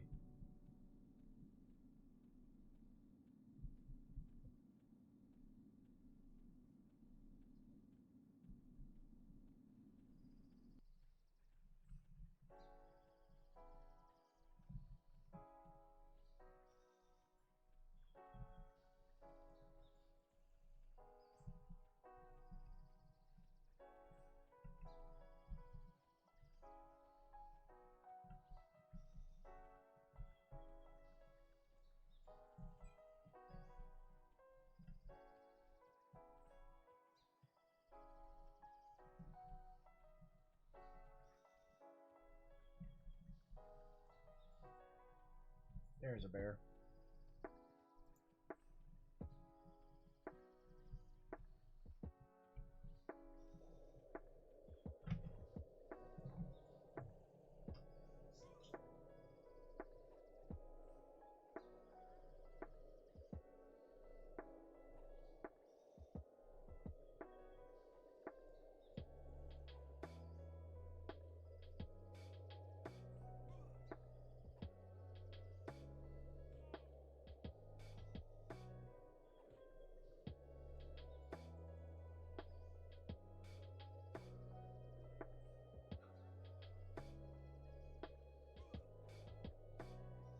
one of the rare times you use a meat thermometer.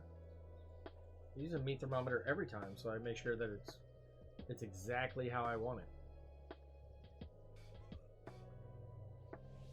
How do you like your steak? Are you medium rare, medium? One of those crazy people that peel it straight off the butt of the cow and eat it? Medium well?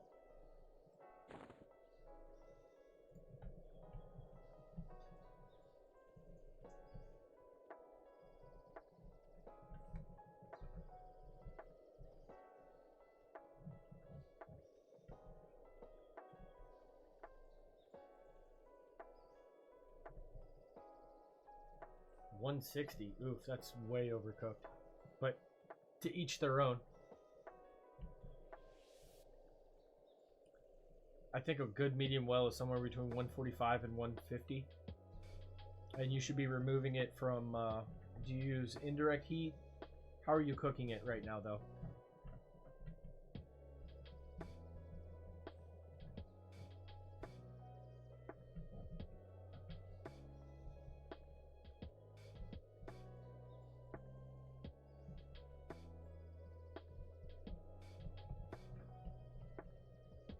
So if you're doing any type of direct heat, cast iron,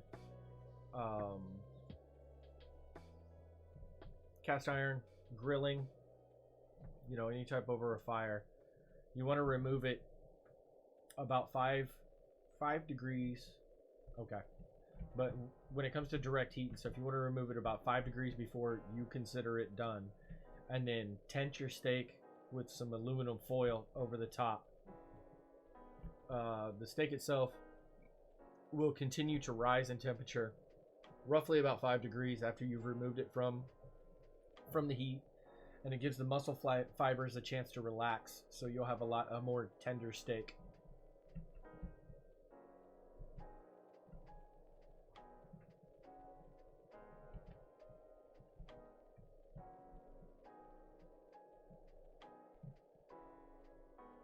I like mine medium rare to medium, so I'll remove my steaks anywhere between 125 and 130, and then, you know, like I said, tent them up in aluminum foil and let them rest before slicing.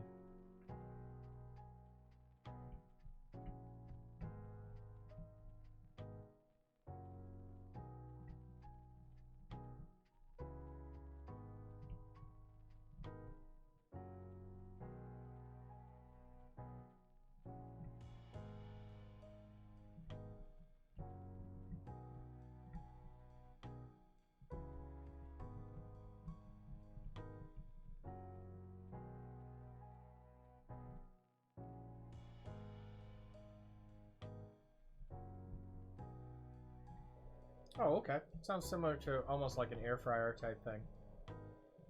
Indirect convection.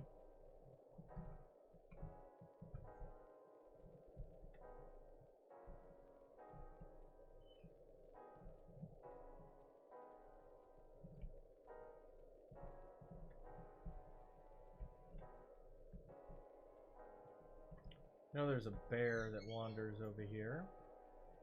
That's a spiderling. Oof.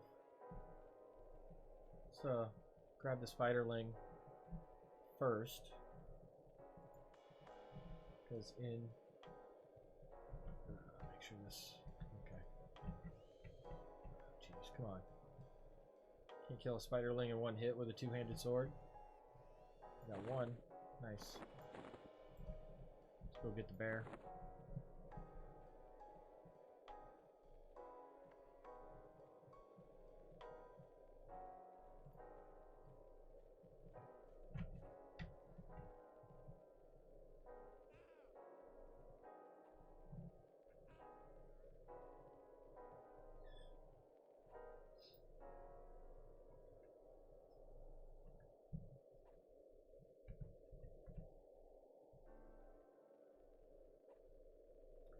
So you can use the initial sear method where you sear the outside of it and then try to cook it through indirect heat in the oven, or reverse sear where you bring the meat up to temperature, say in the oven, or I mean you could probably do it in your foodie. Bring it up to your temperature, and then you would need, oh jeez, take a cast iron pan and have it like ripping hot, and then sear the outside of it, reverse sear. Either of those ways would work very well for you.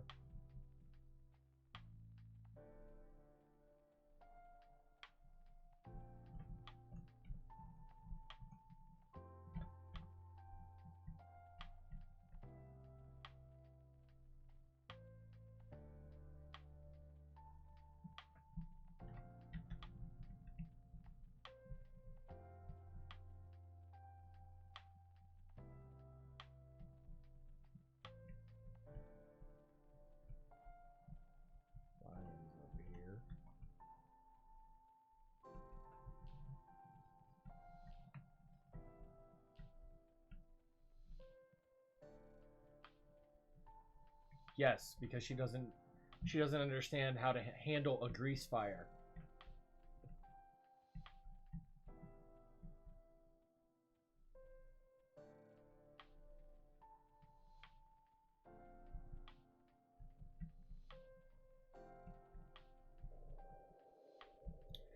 Which is a classic example, in my opinion, because I went through the classes when I was in high school. I turned 40 this year, where I don't feel like there's enough life classes in school anymore. You can call it, culinary arts and all that stuff nowadays. Home ec, is probably one of those terms that should not be used. But, teaching, teenagers the basis of preparing a meal so that you don't end up with what that video showed.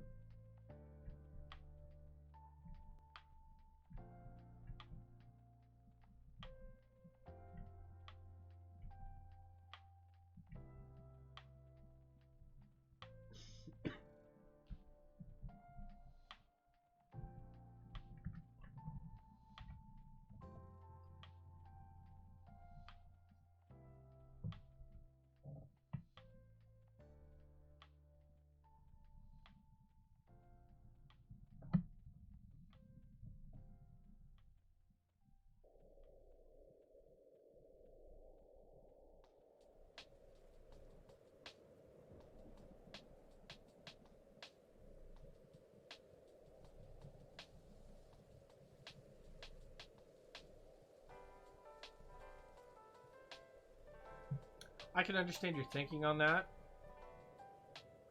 but I don't think so, to tell you the honest truth.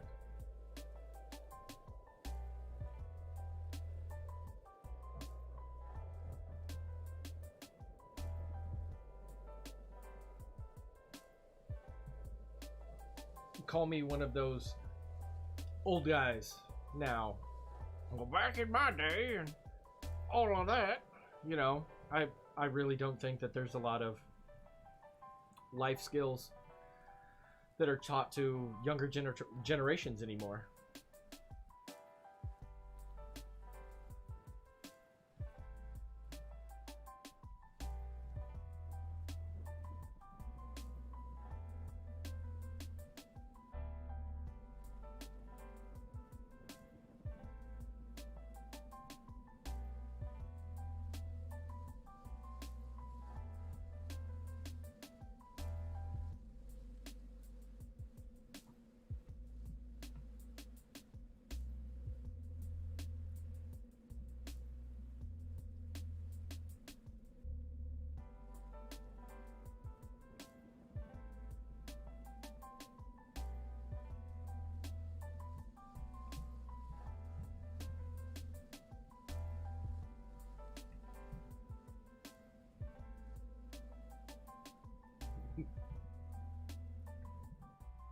Yes, Matt.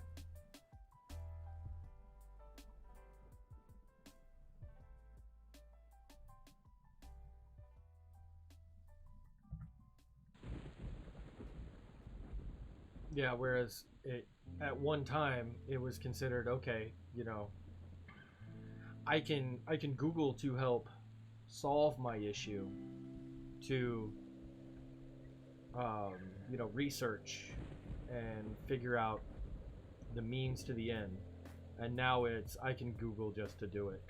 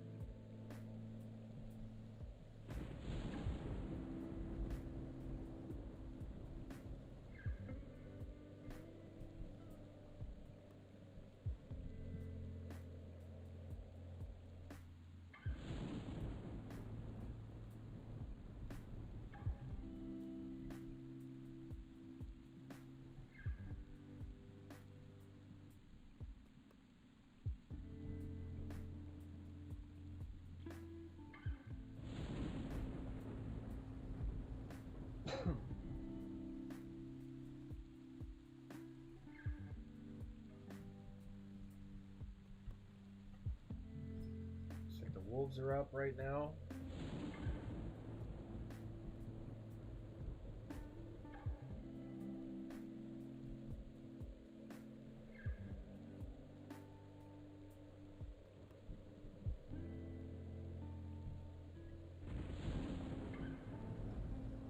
Oh, there's a bear. That's possibly a cracked staff, so we'll grab that. And then grab the bear. See how he hits us with it. Nope. Worn great staff. Hopefully the bear attacks us.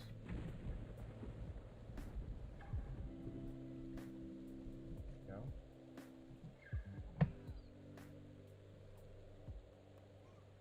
Well, like it was my mom that told me originally, you know, how to deal with a grease fire.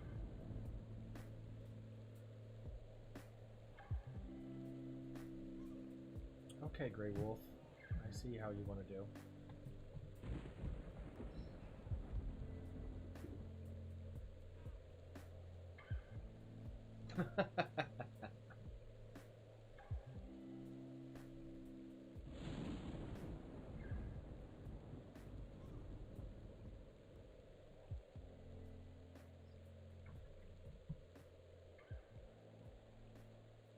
Come on, kill the bear.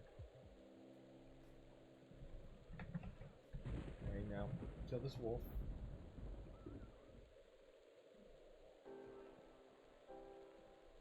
Please be our high quality bear pelt sitting right there. Please.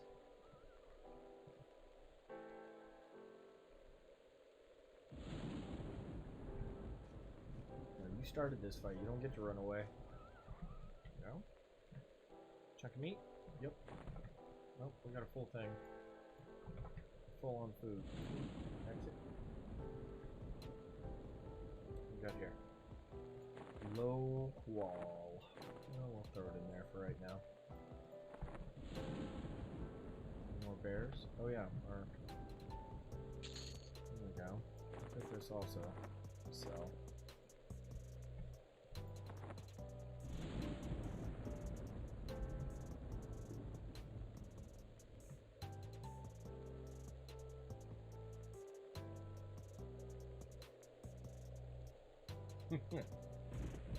that seems, well, it's either nowadays, especially any type of disaster happens, even minor ones and stuff, it's like, how quickly can I record this for TikTok or whatever?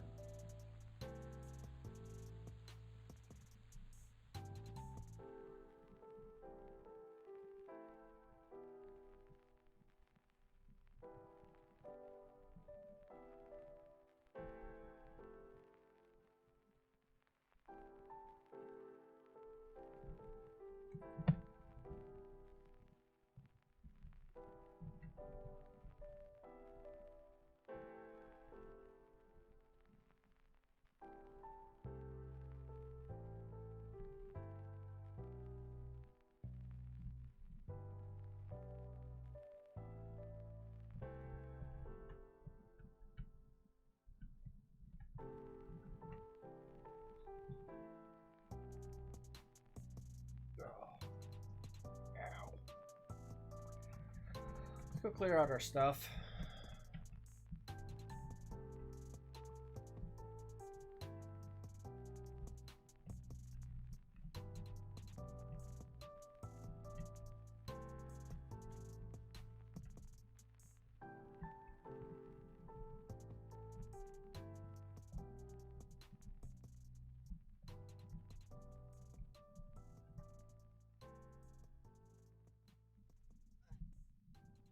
I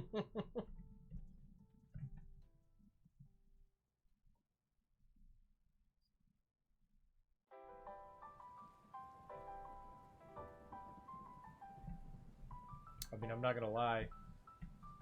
That's a strong question mark on the end of that sentence.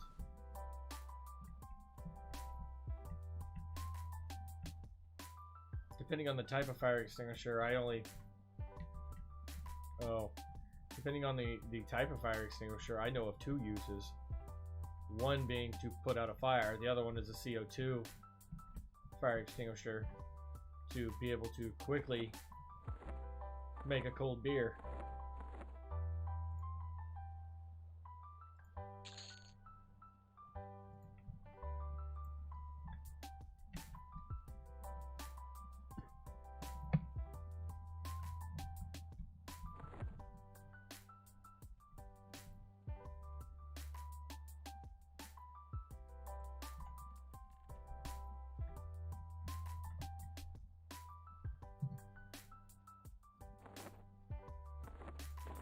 Oh, wrong bag. Alright, so we got some skins for when we get our tailoring going.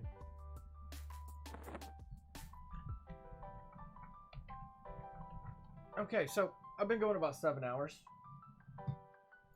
I'm gonna call it there. I will be back tomorrow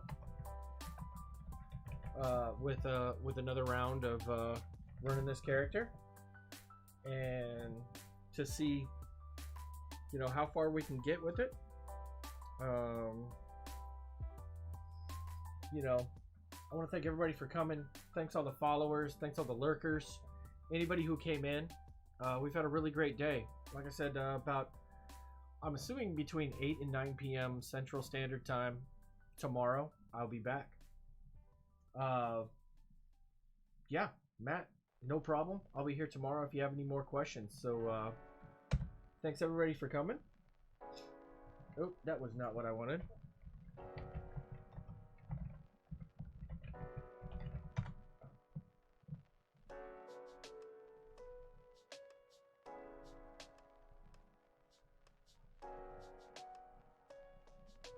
And we'll see y'all tomorrow.